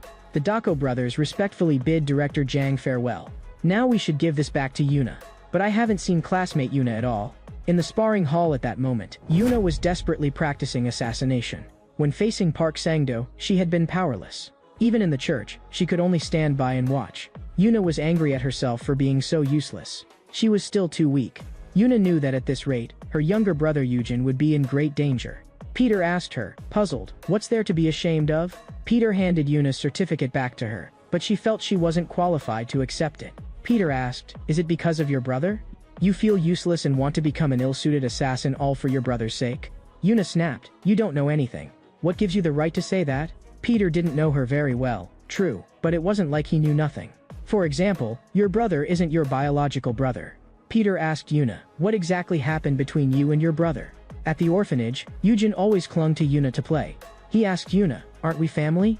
But at that time Yuna didn't accept the word family. From the day she was born in a subway station locker, she had no family. Yuna should have died right there. But, as misfortune would have it, she was rescued and brought to the orphanage. Although food and clothing were always insufficient, she didn't feel uncomfortable. Whether it was family or friends, Yuna had no intention of forming any ties. She didn't want to be abandoned again. Yuna wanted to remain alone forever and leave this world as soon as possible. Until one time, while carrying out a mission, she was shot. The orphanage could not stop the bleeding and had no blood packs left. Although she could be sent to Yangguang Hospital for treatment, the people at the orphanage planned to simply throw away the worthless Yuna. Precisely because she knew it would be like this, she had wanted to have nothing from the start. This was a cold, indifferent place to begin with. Death was also a kind of release for Yuna. But the teacher said a miracle had happened. After that miracle, Yujin disappeared. Yuna learned from the other orphans that that little guy was particularly persistent. The teacher tried to stop him, but there was nothing to be done. He said he would save his big sister, even if it cost him his own life. After who knows how much blood had been drawn, Yujin asked the teacher, "Does sister still hurt now?" Yuna had originally felt she had no family. She didn't realize there was actually a family member who was always watching over her from the same place. She couldn't understand why Yujin would do that. Now Yujin needed expensive blood coagulants every day. The people at the orphanage had already decided to stop treatment and simply throw him out. Yuna lunged and grabbed the doctor. She pleaded, "Teacher, don't give up on Yujin. I don't hurt anymore. I can earn money now. I will pay the hospitalization fees, no matter how much. Because I am his sister." That was the first time Yuna had a reason to go on living. "So what if we look a little different? I will definitely save my little brother." It seemed Peter had meddled too much, so he prepared to leave and let Yuna continue training. Suddenly Yuna murmured, "You're the most formidable person I've ever seen. Please help me become strong." As it happened, Peter had the same idea as she did. Although Yuna had little strength, was naturally of poor physique, was timid, and yet had a fiery temper, these were the worst traits for being an assassin. But Peter knew she possessed the finest eyes an assassin could have. From the very beginning at the Octomon restaurant, to Peter's fight with the Dako brothers, and the fight with Park Sang-do, Yuna's gaze never once left the battle. It was as if she intended to learn every technique used in it. Baseball players who often hit home runs can even see the trajectory of the ball as it comes. Peter dared to guarantee that Yuna's dynamic vision was even better than theirs. In short, there was a weapon that could turn her many shortcomings into strengths. Peter told Yuna, "If you can control it well, even without a real teacher you can master it on your own. Because that thing will turn you into a real assassin." Yuna looked doubtfully at the thing in her hand. Cut to the Dako brothers excitedly sniffing the smell of money. After becoming official assassins they'd get 1 million a week. They fantasized about how much they'd receive if they became apostles. Peter knew that sort of thing meant nothing to apostles. Apostles could enjoy anything they wanted. That said, he hadn't seen classmate Yuna in quite a while. The Dako brothers were sure she'd 100% gone to do a part-time job. Right now she was probably cleaning. Cleaning traces at scenes assassins had visited, whether feces or entrails. Yuna didn't find any of it dirty. The Dako brothers were puzzled. Having become official assassins, they could get 1 million won a week even if they did nothing. They couldn't understand why Yuna was pushing herself so hard. Peter realized that such a large sum couldn't possibly be spent by one person alone. It seemed Yuna's younger brother had some unspeakable secret. At that moment the Dako brothers received a message from Yuna. They wondered why she needed a scarf in such a warm spring. Inside an ice plant at -20 degrees, the Dako brothers asked testily, "What are we doing in a place like this?" Yuna said coolly, "Training, of course." The Dako brothers asked curiously, "Is this training to break ice with bare hands or something?" Yuna, helpless, said, "Show them what's in my hand." This was the rope dart Peter had given her then. The rope dart is a representative weapon in martial arts. It attacks by throwing the cord wound around the body toward the enemy. Its force is proportional to its speed. Because it whirls as it is thrown, its destructive power is astonishing. Its greatest advantage is that the enemy doesn't know when or where the dart will fly in. The Dako brothers laughed loudly. "What kind of secret weapon is that? You might as well just use a gun." But they had to admit it was indeed impressive. It could shatter such thick ice in an instant. Still, the Dako brothers felt, guns are convenient and can kill in one shot. Why bother training with this? On this, Peter had explained to Yuna. If you want to take out 5 people, with a gun you'd need 5 bullets. But this thing is different. After diligent practice, controlling the rope dart's trajectory, you can wipe them all out in an instant with a single strike. The Dako brothers were shocked. It shattered all the ice in one go. They whispered to each other, planning to look online to see how much a rope dart costs. In the evening, the ice plant's owner, D-rank number 113 assassin Park Bingsu, asked Yuna if her training had gone smoothly. He had seen many people come here to practice breaking ice. But it was the first time he'd seen someone like Yuna shatter all the blocks. At that moment Yuna remembered she hadn't paid for the ice, but Park Bingsu waved it off. He explained, 3 hours ago, your friend came here, paid for the ice, and left. He even gave a full 1 million. And your friend also left this. It was a scar prevention care ointment. A moment later, Yuna left the ice plant. She immediately wanted to thank Kim Sun-gu, but didn't know what to say. Then, gritting her teeth, Yuna directly dialed the number. But the words of thanks at her lips actually turned into asking what today's school cafeteria meal was. Embarrassed, she went to hang up. Before she hung up, Peter congratulated Yuna on obtaining a true weapon. The Dako brothers, practicing the rope dart non-stop at the side, were puzzled. Why couldn't they achieve Yuna's kind of curve throw? Peter understood that the weapon and strength Yuna had always been seeking, unique to her, had in fact been in her hands for a long time. Meanwhile, in a certain secret room, a man raved and shouted, "Come at me together. I'm Park Sang-do." A voice said coldly, "That's troublesome. B rank won't do, C rank even less so. To defeat our A rank Park Sang-do, it really takes an apostle, doesn't it?" A doctor in a white lab coat walked toward the naked Park Sang-do. Park Sang-do was dumbfounded. The cookery in his hand fell to the ground out of his control. The doctor had heard that Park Sang-do loved to gamble. He wanted to make a wager with assassin Park Sang-do, who had once approached S-rank apostle level. Can you win in a match against a true apostle? In Park Sang-do's terrified eyes was reflected the apostle Nathaniel. In the hospital, a little girl cried and fussed, not wanting a shot. The Dako brothers thought, the little lass is still too fragile. She's a long way from becoming an adult. The next second they were trembling and asking, "Nurse, can we have general anesthesia?" Yuna cursed from the side, "Idiots." This was a physical exam that every new assassin had to undergo. They had to undergo all sorts of tests at the Yongguang hospital operated by Glory. But in any case, what worried Peter most was still the blood draw. The reason for drawing blood was simple: to put a leash on the assassins. After all, biometric information like DNA and fingerprints doesn't change even if you become younger. So if someone betrayed the organization and fled, they could be hunted down to the bitter end using this. Sooner or later, Glory would discover that the DNA of the old Peter stored here was the same as the DNA drawn today from the young Peter. In other words, Peter's true identity would be exposed. That night, Peter told Jaiwon he didn't want to sit and wait for death. He had already come up with a way to completely escape Glory's pursuit. Namely, to blow up the hospital outright. Jaiwon snapped, "Please, you crazy old man, say something reasonable. You got younger and now you're lawless? Do you know what that place is?" How could Peter not know? It was the place Glory valued immensely. The Yongguang General Hospital in Seoul.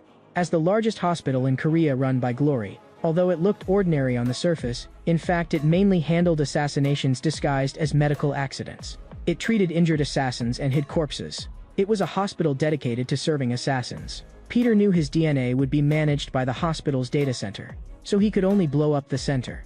Jaiwon asked, both anxious and angry, "Do you know who is guarding that Yongguang hospital right now?" "It's the Apostle Nathaniel. That guy isn't even human. His code name is Nathaniel. Praised as a God-given gift and a genius doctor, yet he vanished the next year after a medical accident. And just 4 years ago, in Rio de Janeiro, Brazil, a police officer, having finished his shift, returned to the station. As he neared the entrance, he saw something abnormal. Someone was drying clothes at the station entrance. But when he got a little closer, he was so frightened his eyes nearly burst. In his shock he accidentally crashed his car. It turned out that what was being hung at the station entrance wasn't clothing but corpses. This incident also drew an investigation by special forces. When they saw the scene inside the station, they were also shocked. Various guns were scattered on the ground, their barrels all bent. This didn't look like the traces left by a fight between humans at all.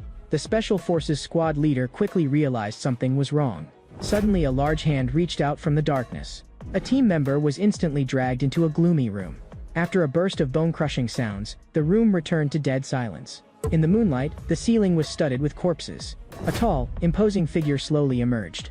He said in a grim voice, "I want stronger ones." The special forces immediately raised their submachine guns and sprayed wildly. And that very day, the 6 Rio de Janeiro gangs that had stood above the law for 30 years, along with the world-class military police, were all wiped out. Peter was a bit skeptical.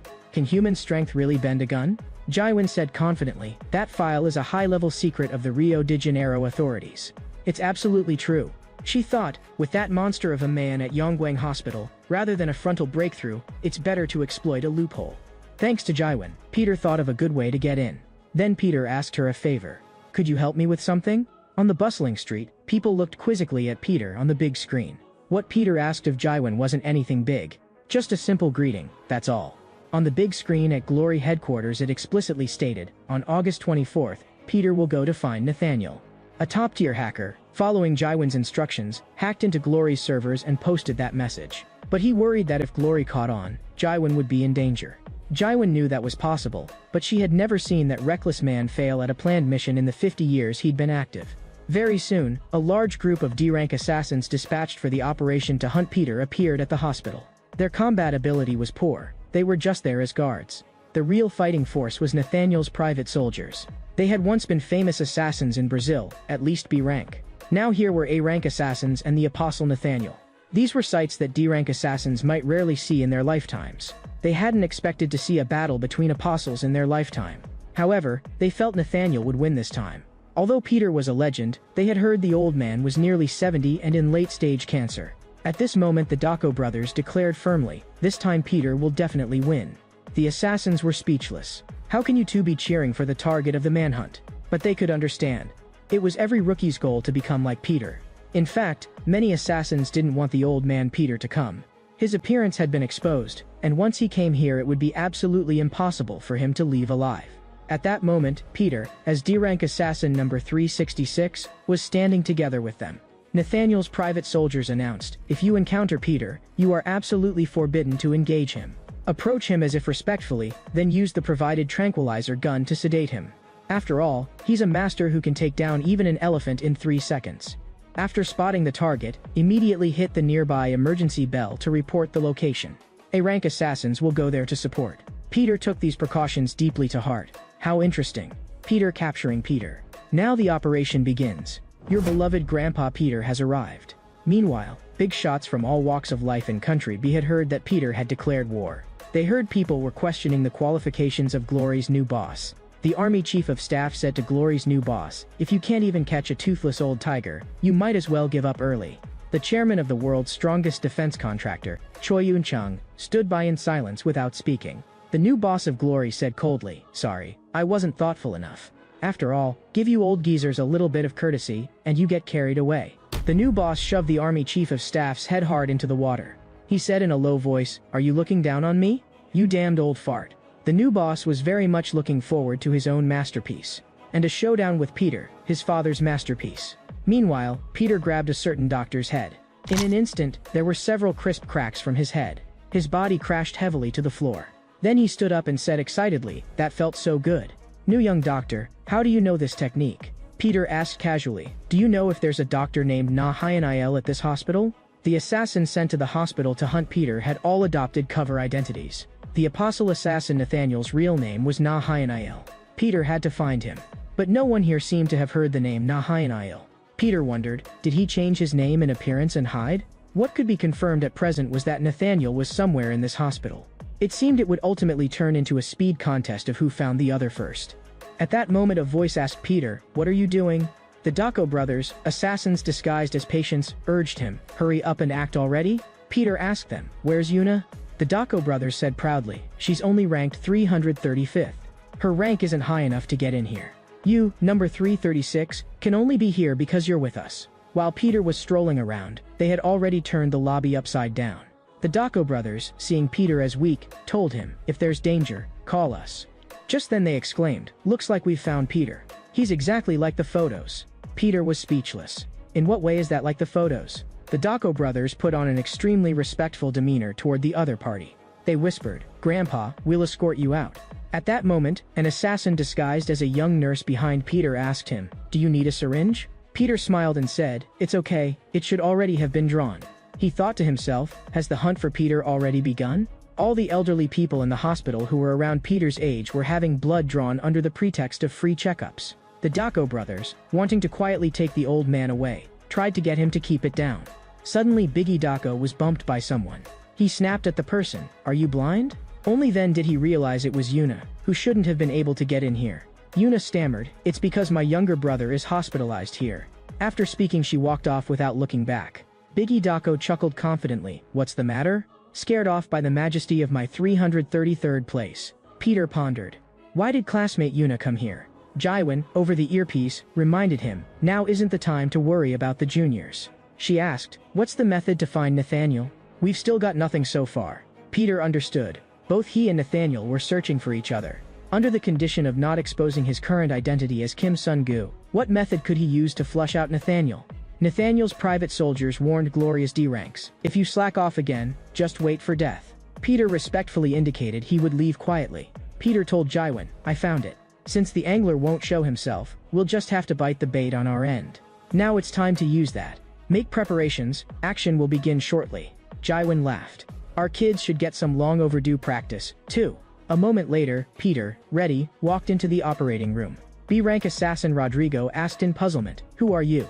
Peter stated that he was D-rank assassin Kim Sun-gu, the lead surgeon in charge today. Rodrigo told him to get out and go find Peter. But the person he wanted wasn't Peter. Peter asked calmly, "Where is the Apostle Nathaniel right now?" Rodrigo was puzzled. Why would a mere D-rank speak that name?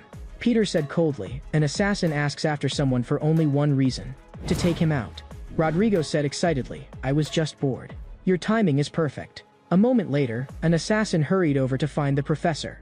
He asked the professor to take a look at what was in his hands. "This is the orthopedic operating room on the 3rd floor of the East Wing." Nathaniel started to laugh. He began counting seconds. "This is the 3rd second, the 5th second, the 7th second, the 9th second, the 10th second. Nathaniel smiled and said, "Well now, in a mere 10 seconds, he took down a B-rank level assassin." Nathaniel pinched to zoom the screen with 2 fingers. He cursed under his breath, "Damn it. That guy Peter really came." Nathaniel asked his subordinates, "Where did Peter go after this?" A subordinate, sweating profusely, explained, "Aside from this video, all surveillance files in the hospital are being deleted in real time. With our technical capability we simply can't stop it." He humbly begged the professor to spare their lives. Nathaniel said lightly, "Mr. Park Sang-do also has a look of anticipation on his face. I can hardly contain my anticipation for Peter's arrival. And Grayson, Carter, Sawyer, and Robert are also waiting for Peter's arrival with the same feeling." Nathaniel didn't know whether Peter would like the VIP seats he had especially kept open. He really wanted to quickly strip the clothes off Senior Peter. Jaiwin guessed that Nathaniel must have taken the bait completely. After all, despite arranging so many people, he was still caught off guard. Just now it was merely that the hacker, through technical means, perfectly recreated old Peter's wrinkles and expressions. This time Peter had cast the bait, so the hunters would start setting up an ambush. Yuna was on the rooftop gnawing on bread. She didn't understand why the high-status Apostle Nathaniel wanted to seek her out. Yuna worried. Could something about the Octomon incident have been noticed? She understood that at this rate, the friends around her would also be in danger. Especially now, she absolutely must not run into Kim Sun-gu. At that moment a call came from behind Yuna.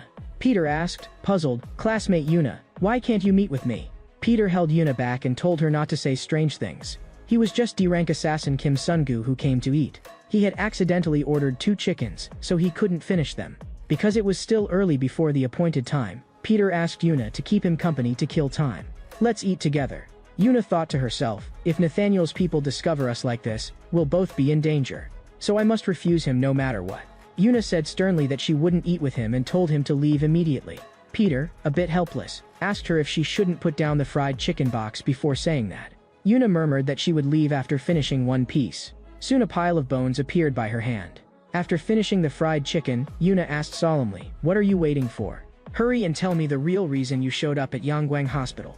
Yuna said earnestly, "I know it's hard for you to trust me, because when we first met I was with Octomon. I can tell you have something to do with Grandpa Peter. Although I can't help you find that old grandpa, I can tell you one thing clearly. I'm sorry, Kim Sun-gu. That grandpa was shot protecting me. In other words, he may already have passed away." Peter interrupted Yuna and told her he was looking for someone. Although Peter didn't want to drag her in, as a D-rank Yuna hadn't originally been called in to take part in the hunt. Peter asked Yuna, "It was this person who called you here alone, right? Don't say you don't know." If that was the case, it meant Yuna had definitely met Nathaniel once. Yuna was just about to explain that this person wasn't Nathaniel. From behind, an icy voice called out, "Miss Yuna. To think you're running around without accompanying personnel. I should have told you that that man has already come here, so from now on you are to obediently stay in your ward." Peter's target had finally appeared.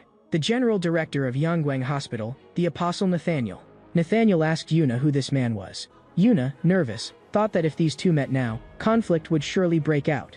But Peter merely bowed respectfully and greeted the professor. Peter introduced himself as D-rank assassin Kim Sun-gu, dispatched to take part in the operation. He said that to see an apostle like you in his lifetime was truly an honor to his ancestors. He, Kim Sun-gu, would definitely take Peter's head. Please rest assured and leave it to him. Throughout the entire exchange, Peter wore a sycophantic smile. Nathaniel said nothing, coldly staring at the man before him. He then asked Miss Yuna to go to her own room. After the consultation he would send someone to bring Yuna over. Having said that, Nathaniel left. Peter thought to himself that the Apostle Nathaniel was indeed no ordinary person. The hand he had just shaken with him had already started to go numb. Nathaniel told his subordinates to bring him the resume of the person who had captured Park Sang-do that time. His subordinate respectfully handed it to him. But the file placed in his hand slipped and fell straight down. The subordinate hurriedly apologized to the professor. Nathaniel realized it was his own hand slipping. After shaking hands with that D-rank assassin just now, his hand had also started to go numb. Nathaniel was wondering whether to keep that man called Kim Sun-gu by his side. He had a strong feeling that guy would make an excellent specimen. Soon Peter received an invitation to join Nathaniel's entourage. Peter asked Jaiwan on the phone, "Don't you think it's funny?" Nathaniel clearly knows Peter has come in, yet he looks like he can't find him no matter what. Jaiwan snapped angrily, "Funny my ass. Are you crazy, old man? If you get caught, senior, we'll all be dead." Peter calmly hung up the phone. He still didn't know what an entourage was, but he'd know what it was for once he got there. The doctor told Peter, "You're really moving up for a D rank. The professor usually doesn't choose entourage members." He handed Peter a key card that allowed access to any part of the hospital. He told him, when serving that gentleman, remember 3 points. First, do not speak before the professor asks. Second, do not question what the professor does. And third, never refuse his favor. Peter didn't understand what favor meant. What could make him so nervous? The doctor urged, "Let's hurry. The professor doesn't much like waiting." The doctor respectfully said to the professor, "As you ordered, we have brought Mr. Kim Sun-gu." Nathaniel said coolly, "Fortunately, you're not late. Let's begin the consultation now." Peter understood that he wouldn't get through easily this time. Nathaniel's private soldiers were called the Undertakers of Rio de Janeiro. Even the weakest had the strength of a B-rank assassin. They were a band of outsiders steeped in the stench of blood. They were neither Glory's people nor loyal to Glory. They were Nathaniel's legion, existing to follow the king and for the king. The entire hospital was already operating according to Nathaniel's instructions. All entrances had been sealed, and the net was now being efficiently tightened. The blood draws for elderly people of Peter's age had also been completed. Analyzing the results would take about 48 hours. No matter how good Peter was at disguises, there was no way he could fool DNA. The assassin doctors understood. Since he couldn't get out, he would inevitably become a turtle in a jar. Catching him was only a matter of time. And Peter heard their plans loud and clear. However, Peter knew Nathaniel wouldn't be so easily fooled. During the consultation, Nathaniel gently asked about the patient's conditions. He arranged surgical plans as usual. Peter was puzzled. He must have had an agenda in choosing me as entourage. So why hold these meaningless consultations? Suddenly Nathaniel asked Peter, disappointed? As an entourage member yet with nothing to do. Is it because I haven't shown the bearing of an apostle? He told Peter to follow him, saying there was something he wanted to show him. Yet whether on the blueprints or the hospital maps, this place wasn't marked. What floor were they on now? What was at the end of the stairs? What was there? Peter had no idea. Peter began to wonder what exactly Nathaniel wanted to show him. Peter soon found out. Nathaniel said proudly that this was the place where he realized his ideals. This guy had actually done something that enraged both gods and men. He asked Peter whether he was interested in biology. Upon learning that Peter had a basic understanding, he smiled and said, "That will make communication much easier." Darwin once said that all organisms evolve by natural selection. So-called evolution is brought about by chance, with no reason to weigh better or worse. But Nathaniel said coldly, Darwin was wrong. That evolution is not caused by deities, nature, or chance, but by my selection. Nathaniel believed that, compared to the futile act of forcibly saving the frail and chronically ill, the kind of treatment that reduced weaknesses, preserved strength, and allowed it to develop was more valuable. He was just about to explain the reason he had taken notice of Peter, when a piercing red alarm suddenly blared. A broadcast announced that a test subject was escaping in the underground ward. All researchers in the ward were asked to lock their doors until the security team had finished suppressing the incident. The broadcast warned that the A1 receptors injected into the subject had been activated to Phase 4. The berserk subject was uncontrollable. Even if riddled with tranquilizer darts, the subject's strength would still be immense. The passageways to the surface were about to close. At the subject's speed, it would definitely be able to reach the surface before the doors closed. But suddenly the wall beside him exploded. Nathaniel's hand burst through the wall and clamped down on the subject. He said in a low voice, "We are discussing something very important. How can we be inconvenienced by a mere test subject?" From the other side of the wall came the sounds of bones cracking in wails. Soon everything returned to dead silence. Nathaniel apologized to Peter. "Now let's get back to the main topic. I like strong people, so the muscles and tendons of the strong, I have torn them open, peeled them off, flayed them, and studied them, because there is a man I very much wish to surpass. Mr. Kim Sun-gu, I see potential in you. There aren't many who possess great strength at such a young age. I want to see the outcome of my evolution through you. How powerful you will become after evolving. Just thinking about it is thrilling, isn't it? Please accept my favor. With my abilities, I can easily make you an A rank, or even a powerhouse like an apostle." Jaiwan, over the earpiece, was astonished. Nathaniel is extremely dangerous. He can actually punch through a wall with his bare hands. But Peter understood that what was even more astonishing was that he could sense movement on the other side of the wall and precisely seized the moment to crush the subject's skull. Seeing how dangerous it was, Jaiwan asked, "Senior, how about you call it off now and get out?" But getting Peter to give up was impossible. For he was also extremely curious about the source of that power. Jaiwan said helplessly, "Who could stop a stubborn old man?" "But senior, didn't your blood get taken along with the elder's blood for analysis? You'll be exposed sooner or later." Peter told Jaiwan he had a way. 48 hours had already passed. The results should now be in that guy's room. He planned to use this all-access card for entourage members to swap out the results directly. Jaiwan was annoyed. "What if you're discovered, senior?" Peter knew that wouldn't happen, because he had time to spare. It was now 2:53. During the time he'd been following Nathaniel on rounds, he had precisely grasped how long the consultations took. So the time left for Peter was a full 4 minutes and 30 seconds. He only needed to swap the results within that window. Nathaniel's consultations proceeded normally. All the patterns were as usual. He asked his subordinates, "Have the comparison results for the elder's blood samples come out?" A subordinate replied, "The results have already been placed in your room. But we compared all the samples and didn't find any elder matching Peter." Nathaniel found it interesting. This shouldn't be possible in principle. A subordinate suggested, "Could Peter be hiding in some place like the ceiling?" Nathaniel told him, "Use a little imagination. Is there a possibility Peter is no longer as we remember?" Peter had timed it and arrived at his office to steal the files, but he hadn't expected him to come back early. Nathaniel asked coldly, "Why would a mere D-rank assassin enter a room when its master isn't present? You need to explain your reason for being here." Peter knew that for the past 2 days Nathaniel had been doing consultations following the same patterns, yet there were clearly still 2 minutes and 30 seconds left before the consultations should have ended. Peter instantly realized that those things might have been done deliberately for him to see. Whether it was urging him to accept the favor, or proudly showing off the secrets hidden underground, were they all bait thrown out to make him believe he had been toyed with? And Nathaniel had been suspecting Peter from the start. Several countermeasures flashed through Peter's mind in an instant. Then he smiled and said he was here to hand this over to you. He didn't even know what it was. Dr. Hong had told him to bring it to the professor immediately. Nathaniel suddenly grabbed Peter as he tried to leave after making the delivery. He noticed faint traces of flipping in the documents. He demanded, "Why do you want to know about the blood samples of those elders recorded here?" Kim Sun-gu, who didn't even know what this file was, "What exactly were you curious about inside?" "Hiding in my room. What exactly did you want to look at?" "If you can't answer, then there is only one truth." Peter cut Nathaniel off and said earnestly, "Even if tone, behavior, appearance, and expression can deceive everyone, DNA can absolutely not be hidden." He believed that if Peter couldn't be caught now, it meant he might no longer be the old man we knew. So he had overreached himself. His desire to catch Peter so badly had made him lose his head for a moment. Peter sincerely apologized to the professor. He ought to have obtained the professor's permission before bringing it up. Peter understood that if he suspected him, then he could in turn make use of that. Sure enough, Nathaniel told Peter to raise his head. He said lightly, "You've gotten something on you here.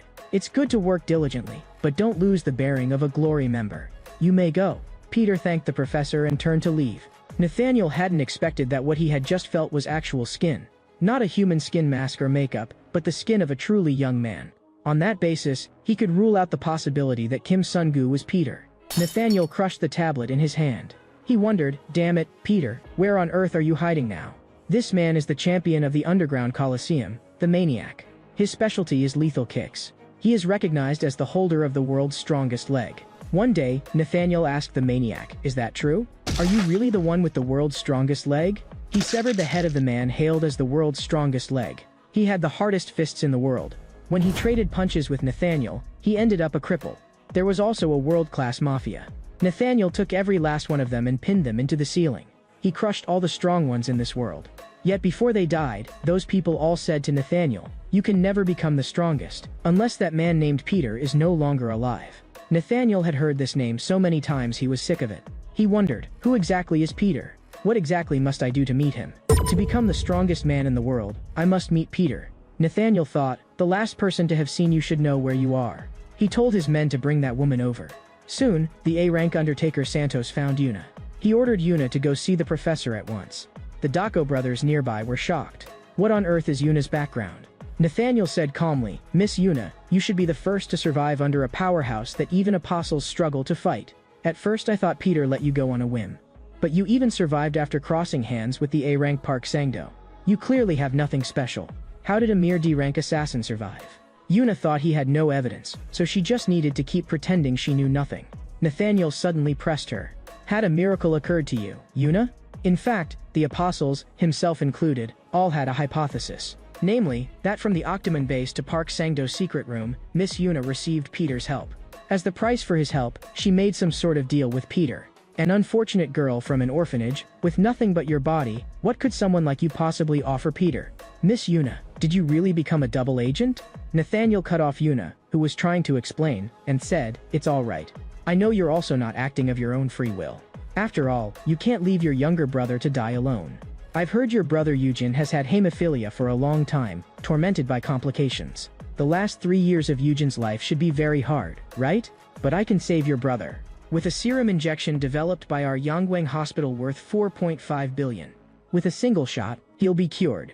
Saying this, a smart Miss Yuna should know whom to help, right? Peter said he would come to see me on the 24th. No matter what he asked you to do, Miss Yuna, you only need to ask him to meet at 2 o'clock at the hospital lobby's clock tower to talk.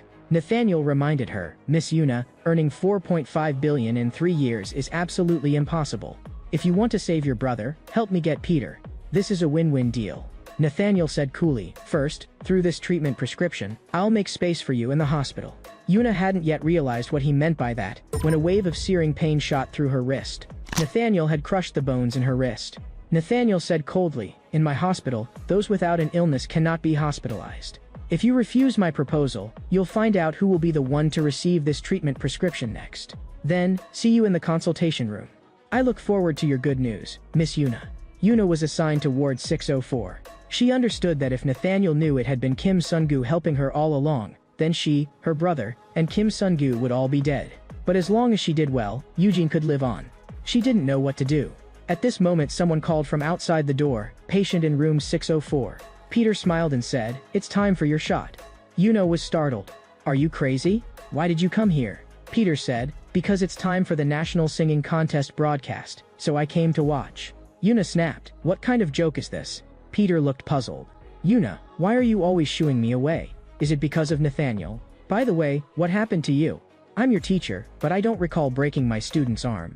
Peter told Yuna to tell him who did it. Her expression instantly fell. Yuna asked Peter what he would be doing on the 24th. She told Peter to go to the clock tower at 2 on the 15th, claiming she had something to tell him. This was the best choice Yuna could make now. From her expression and her injuries, Peter could more or less infer what had happened. So he agreed to it. Yuna's tears fell onto the photo of her and her brother. She asked the Yuna in the photo, is it right for me to do this? This is all I can do. The 24th soon arrived. Nathaniel had waited a long time for this day, because today was the day Peter had promised to come find him. Nathaniel already couldn't wait to see him. So he asked Miss Yuna, where is Peter now? Yuna was silent for a moment. She told Nathaniel he should be on his way. The clock tower's hand soon pointed to 2 o'clock. A trace of daze crossed Yuna's face. That night, Eugene called her. After looking at Yuna's profile picture, Eugene excitedly asked, Sis, do you have 3 boyfriends? Yuna explained helplessly, they're my friends. Eugene wanted to play soccer with his sister's friends. He also wanted to go with them to watch the international tournament 3 years from now and cheer for the country together. Yuna promised that she would definitely take him then. But Yujin refused. He really didn't like flying, so he wouldn't go after all. He thought plane tickets were really too expensive. Yuna told the kid not to worry about money. Worry less and just get ready to enjoy the game. Sis, I've already found a way. The doctor said the newly developed treatment works especially well. Just one injection and you'll be cured, so don't talk so pessimistically. After that, Yuna, enduring intense pain, used being sleepy as an excuse, said goodnight to Yujin, and hung up. She had no other way. She could only do what she believed was best. So she prayed, Kim Sun-gu, you must keep your promise. The time on the clock tower had already passed too. The smile on Nathaniel's face gradually faded. He asked Miss Yuna, why didn't Peter come? The place Nathaniel and Yuna had agreed upon was the clock tower in the hospital lobby. But at that moment Peter was standing under the clock tower in the park, wondering why Yuna was late. After all, that day Yuna had specifically emphasized it was the park's clock tower.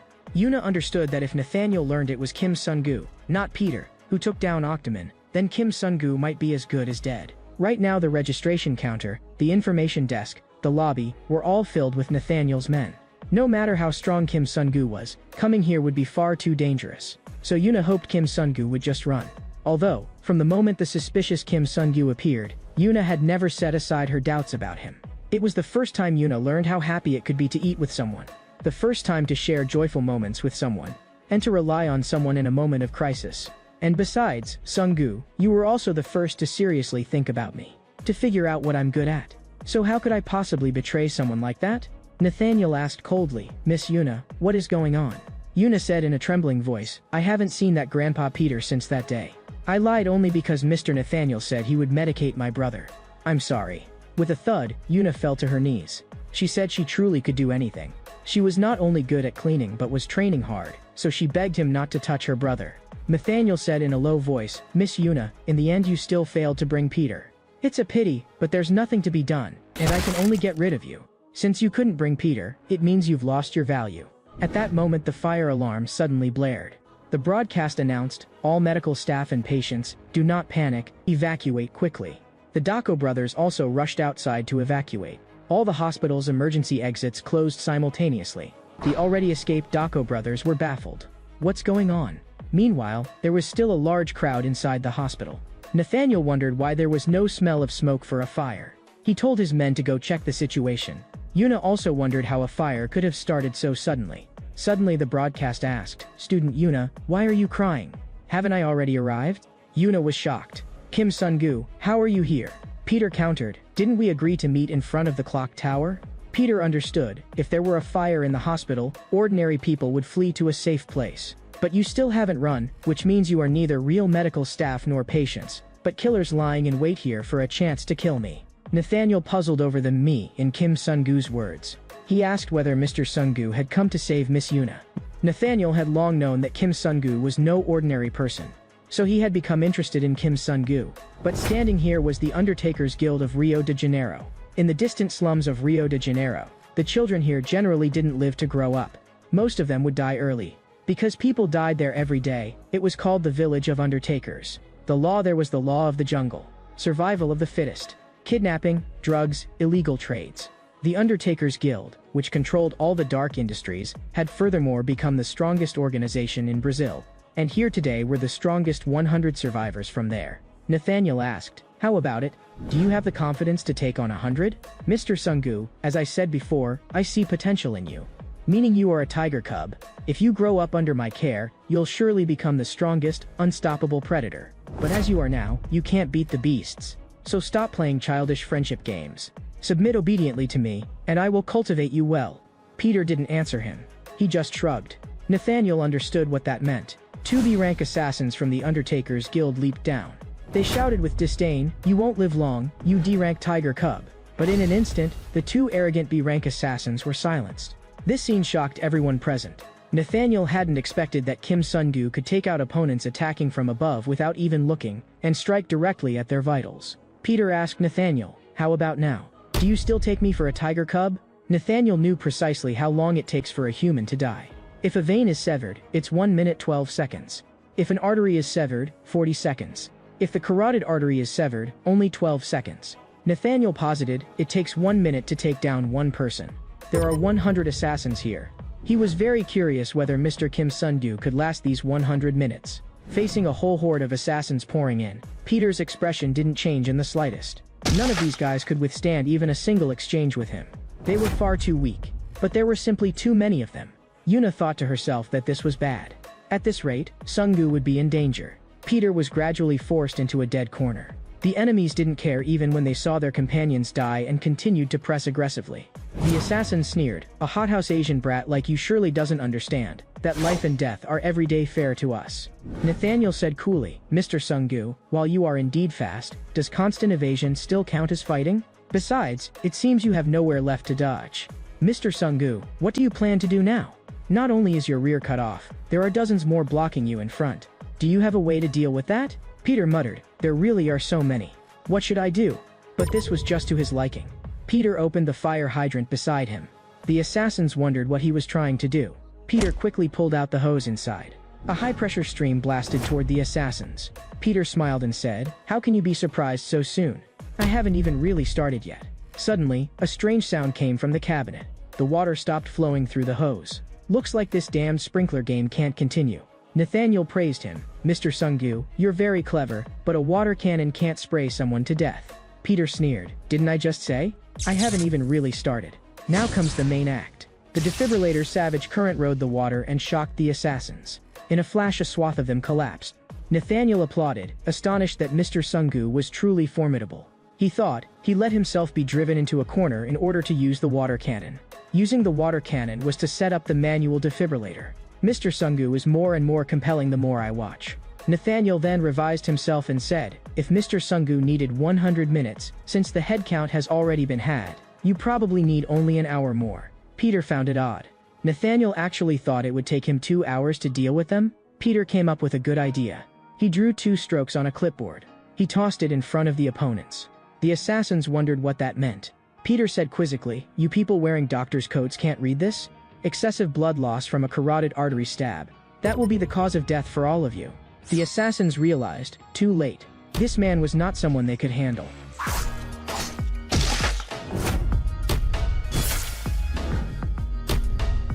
Yuna had heard of the deeds of the world's strongest man. Peter was that legend. But he looked like an even more ordinary old man than she'd imagined. Although he fought with all his might, that seemed to be all. Nothing like the legendary figure who once fought 1,000 alone. At that time Yuna realized, rumors are not to be trusted. But if there were a 1 in 10,000 chance that the rumors about Peter were true, then Yuna felt he would look exactly like the man before her now. Nathaniel couldn't help but laugh. He exclaimed excitedly, "Mr. Sung-gu, you truly are worthy of my choice. You actually took out 100 assassins in just 13 minutes. Peter said calmly, "Sorry, I'm not done yet. Aren't you still alive? Pick one. Should I go up, or will you come down?" Peter's words were cut off, because Nathaniel jumped down. He said in a low voice, "Mr. Sung-gu, does that count as an answer to you?" Nathaniel was truly curious. "Mr. Sung-gu, how are you so strong at such a young age? What exactly are you? Are you an assassin who has been working abroad all along? But your age doesn't match." Peter cut off Nathaniel's rambling and asked if he knew one thing. People without confidence talk especially much. Nathaniel laughed and said, "I think you're the one who should understand something. Having guts and being arrogant are 2 different things." Nathaniel's fist appeared before Peter in an instant. Even after blocking, Peter was still blasted into the air. Peter was shocked. What tremendous power was this? He backed off to steady himself. Peter began to wonder how Nathaniel could have such strength. Could he really be considered human? Yuna realized that at this rate Sung-gu would be in danger. He had already exhausted his strength taking down the 100 earlier. There was a real chance Sung-gu would lose. Nathaniel cackled, "Mr. Sung-gu, tired already? The show's just getting started." He used 2 assassins' corpses as cover. Then Peter's body suddenly sank. Nathaniel raved, "I won't care about your fatigue." Peter was astonished that Nathaniel could fling him with just one hand. He had never felt such power from a human being. Where on earth did that guy's strength come from? Yuna feared that Nathaniel's power exceeded common sense and that Sung-gu would be killed. Just then she noticed the elevator was descending. Nathaniel said coldly, "Mr. Sung-gu, you're nimble, so I thought about it. If we fight in a confined space, you won't be able to run, will you?" Nathaniel's judgment was correct. Being in the elevator would indeed hamper Peter's evasion. Nathaniel goaded him, "Mr. Sung-gu, don't lose heart. Weren't you quite bold a moment ago? I thought fighting you would be fun. But like this, how are you any different from the others? The elevator resounded with booming blows. Fist marks began to appear on the iron walls. The heavy steel cable suddenly snapped. The elevator began to plummet. It only stopped when it crashed into the bottom level. As the dust gradually settled, Nathaniel had many questions for Kim Sun-gu. I clearly set a meeting with Peter today, so why did you come? What exactly is your relationship with Peter? Mr. Sun-gu, why aren't you speaking? Could it be you're already dead? That result would be quite normal. Those who fight me, Nathaniel, rarely escape death. After all, I never show mercy. But the more I think about it, the more vexing it is, Mr. Sun-gu. Your face is actually unscathed. And those ferocious assaults of mine just now were all evaded by you. Space can't constrain you, Mr. Sun-gu. Peter apologized to Nathaniel. Indeed, that was my mistake. Because fighting you was too boring, I accidentally fell asleep just now. You said just now you never show mercy, right? Then I understand. Come again, I'll get serious with you too. Nathaniel suddenly exploded into action. Peter knew he was using his full strength this time. Their fists crashed together viciously. The hacker on the monitoring side asked Jaiwon, Kim Sun-gu is at a disadvantage now. Aren't you worried? This reminded Jaiwon of an interesting story she'd heard long ago. About 55 years ago, the assassin's teacher asked the first group of children who survived the orphanage, what do you think is the root of strength? Each child had their own idea. Some said it was skills that could overcome anything. Others said a powerful physique. But the young Peter said nothing. The teacher said, none of your answers are exactly wrong. Then try to break this stone. You've made it through Hell Week. This should be nothing for you, right? The children all thought it impossible. Smashing such a big stone simply wasn't something a human could do. At that moment someone noticed that dumbass Peter actually wanted to practice using those shabby raps. They mocked that even if Peter punched for 100 days, he couldn't possibly break it. And so Peter punched from morning to night. The days passed one by one like that. The others scoffed. That kid Peter said he was going to train, but he hasn't shown up for a month. They said the stone hadn't been broken at all. The fact that the teacher favored Peter alone already made the others very upset. Then a girl exclaimed, look over there. The boys who had just been sneering broke into a cold sweat at what they saw next. It turned out this stone was newly brought in. Those others were all stones Peter had smashed over the past month. Peter and Nathaniel fell into a standoff. He asked Sun-gu, do you know the limit of human strength? The human strongman famed for the greatest power can lift as much as 524 kilograms. Even someone like that can't beat me, Nathaniel. So what's going on here? Mr. Sun-gu, are you really human? Is this truly the power of someone who hasn't received favor? Peter asked Nathaniel in return, have you ever been hit and killed by a car? He wondered why he suddenly asked that. Peter explained, because my knife hand hurts more than being hit by a car. Nathaniel was blasted away by a tremendous force. He didn't understand. What was going on? What on earth was attacking him? How could a human possibly throw a punch of this magnitude? Peter began to ready his knife hand. Then he struck Nathaniel's head with a vicious blow. He instantly fell still. The hacker exclaimed excitedly, Sung-hu won. Nathaniel smashed headfirst into such a thick experimental tank. He probably won't survive. But suddenly he realized something was wrong. Peter also couldn't figure out what was going on with Nathaniel. He said coolly, Mr. Sun-gu, you must be baffled as to why I'm still alive. And why your hands are covered in wounds from striking me. Do you remember what I said then? Human evolution is chosen by me, Nathaniel. Mr. Sun-gu, be my first public subject. Nathaniel took off his shirt. Peter was shocked. What on earth had this cruel man done to his own body? Nathaniel said proudly, this is the result of my evolution. Have you heard the term anti-fragility? If you can't kill me, then the pain you inflict on me will only make me stronger. Muscles become denser during the healing process after being torn, and I developed a drug that can drastically shorten the healing time. So the more times I'm attacked, the stronger my body becomes. Mr. Sun-gu, you understand what that means now, right? In other words, the probability that you can beat me is almost zero. Nathaniel smashed what he had grabbed down onto the ground. The billowing dust gradually dispersed. Nathaniel laughed and said, no one has ever survived after being seized by me, yet you escaped. I suppose I should congratulate you, Mr. Sun-gu. Nathaniel thought to himself how this could be impossible. He had clearly clutched his throat just now. But within 0.1 seconds, in just a fleeting instant, he shoved his hand in and created a gap to escape. In that instant, Kim Sun-gu made all the judgments and ultimately shielded his neck to evade. Nathaniel was incredulous. Is this a reaction speed a human could have? Peter understood that although he had narrowly avoided the attack, with just that one grab the back of his hand hurt as if it had been nailed through. Peter was now certain. If he got caught by those hands, he would definitely die. Nathaniel raved, "Come again, let me see more. I've seen your ability chart, Mr. Sungku. The capabilities you've shown surpass those of ordinary A-rank assassins. But even so, you absolutely cannot defeat me, because right now I am still evolving. So while you still can, beg me like a dog. Perhaps I'll be magnanimous and forge you into the coolest evolved being." Peter was silent for a moment. Then he raised his hands. The hacker watching the monitors was startled that Sunggu seemed to be surrendering. If so, they would be exposed as well and would have to immediately abandon Kim Sunggu. Nathaniel laughed and said, "From the first time we met, I felt you were different from the others. Cast aside distractions and walk a new path with me. I will fully realize your desire for power." Seeing Kim Sunggu's movements, Nathaniel asked in puzzlement, "What are you doing? What else could I be doing? A child with no manners will only behave after a good lesson." Nathaniel was driven mad by this. He roared that a lesson was indeed in order. The two charged out at the same time. Peter's fists pounded again and again into Nathaniel's abdomen. Jaiwan hurriedly asked what was happening, and the hacker wasn't quite sure either. He only knew this wasn't a fight between normal humans. Nathaniel had to admit that Sunggu was truly strong, completely different from anyone he had faced so far. But the unchanging fact was, even after such a fierce fight up to now, his body was still evolving. "This is the first time I, Nathaniel, have experienced such an exhilarating battle. How strong, how indestructible can I become?" But Nathaniel still had an unresolved question. Although Mr. Sunggu had proven himself very strong, he kept feeling there was some secret beneath Mr. Sunggu's ability chart that he couldn't fathom. Nathaniel couldn't understand.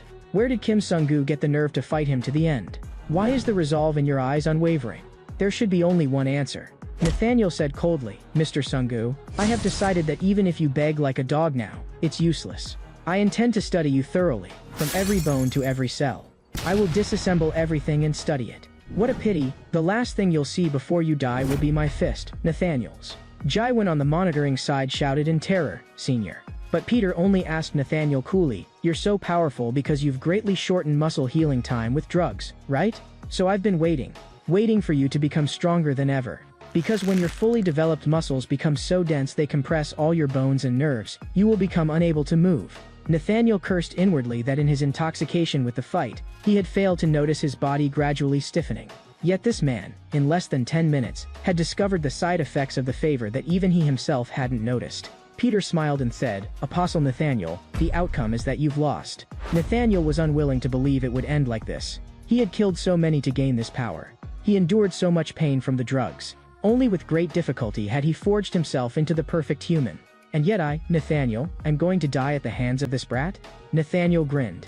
He hadn't expected he would use the rainbow drug hidden in his shoe. Although this drug has the side effect of causing muscles to melt, it can turn him into an invincible organism. "Mr. Sunggu, you have the right to witness the result of my evolution. 3 minutes from now I will disappear from this world. Before that, I'll send you to hell, Mr. Kim Sunggu." Nathaniel felt a power he had never felt before. Peter quickly made ready as well.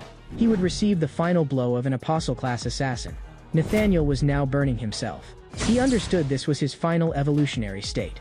This power was the highest realm he could reach. Even so, Sunggu could still predict all of his attacks.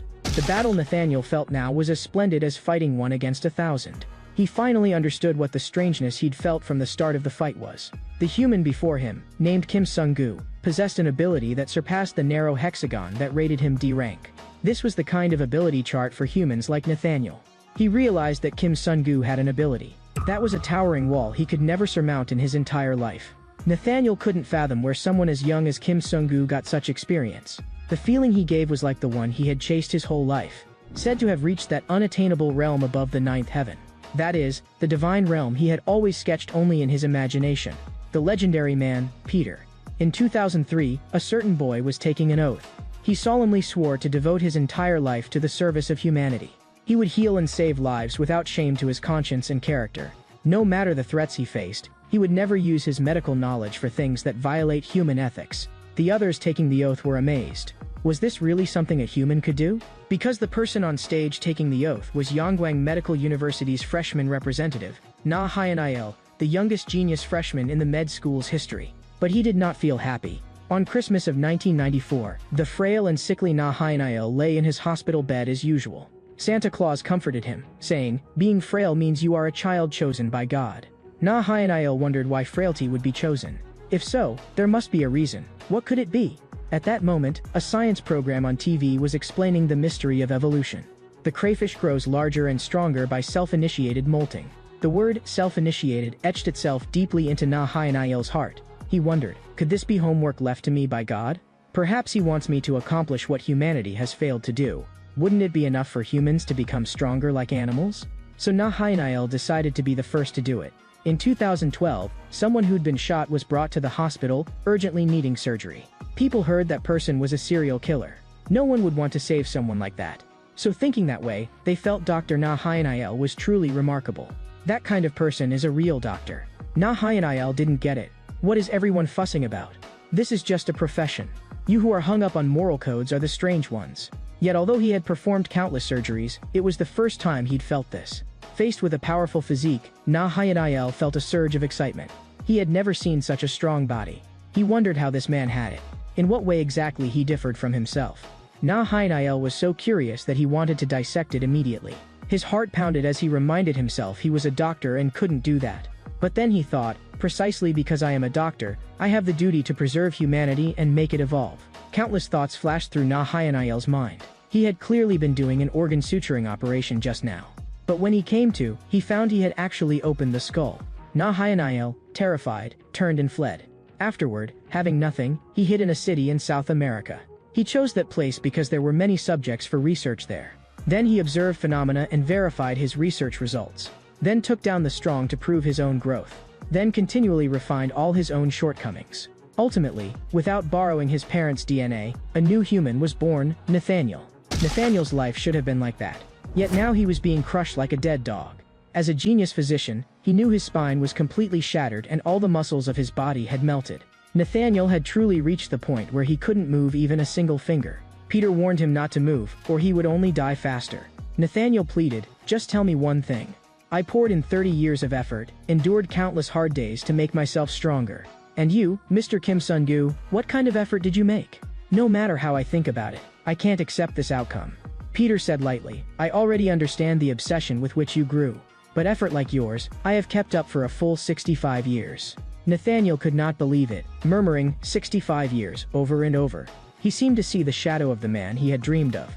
Nathaniel smiled and said, although there are many things about you that even doctors cannot understand, I have at last seen you before I died, Peter. Nathaniel slowly closed his eyes. Thus ended the battle that erupted at Yongguang Hospital. The Brazilian assassins, including Nathaniel, were annihilated.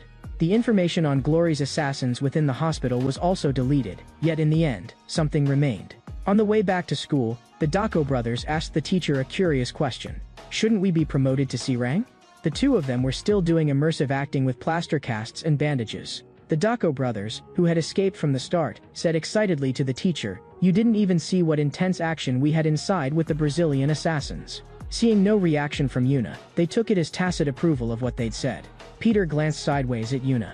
Things had been resolved smoothly, and she should have been happy. Yet for some reason Yuna couldn't feel happy at all.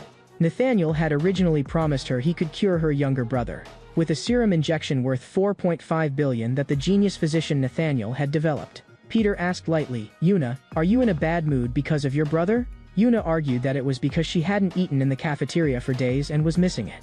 She knew that since Nathaniel had already destroyed the serum, there was no use thinking about it. Peter encouraged her, Yuna, you will definitely find another way. Yuna thanked him a bit absent-mindedly. Before long, the car returned to the school without incident. Biggie Dako remarked that the taste back home was indeed the best. Junior Dako was puzzled. We didn't even go abroad. The teacher told everyone to stop chatting and not be late for school tomorrow. Peter suddenly asked, Yuna, aren't you going to take that bundle? Maybe Yujin will like it. Yuna asked in confusion, how do you know the name Yujin? Puzzled, she opened the box. Then Yuna's eyes gradually grew moist. Her voice trembling, she asked, Sungu, how did you get this? Peter said lightly, fortunately, that guy Nathaniel didn't actually destroy the serum. Yuna didn't know what to say. She only knew that her younger brother could be saved. Meanwhile, in Yongguang Hospital, a subordinate reported to the boss of Glory that the information had been sealed and that what happened here hadn't spread to the outside. The subordinate still couldn't believe that these were actually traces of a human battle. The boss asked coldly whether it was Peter. The subordinate said that Peter's face had been captured clearly on the hospital surveillance. The boss asked again, even so, did no one see him with their own eyes? Was there not even footage of him entering or leaving the hospital? The subordinate answered, cold sweat streaming, yes. Like seeing a ghost. At that moment a chilling voice asked, did you just say, ghost? The subordinate explained in terror that that wasn't what he meant. Then he howled as if he really had seen a ghost. In an instant, countless wounds appeared on his body. The newcomer demanded, you dare say Peter is a ghost? How dare you talk about ghosts in front of me? She asked the boss bluntly. I killed your subordinate. Won't you be angry? The boss smiled and said, how could I? The other said coldly, that bastard Nathaniel actually died before the new apostle completed training. How hateful. Looks like I'll have to teach Peter a lesson. She was a being the world called the Sword Fiend.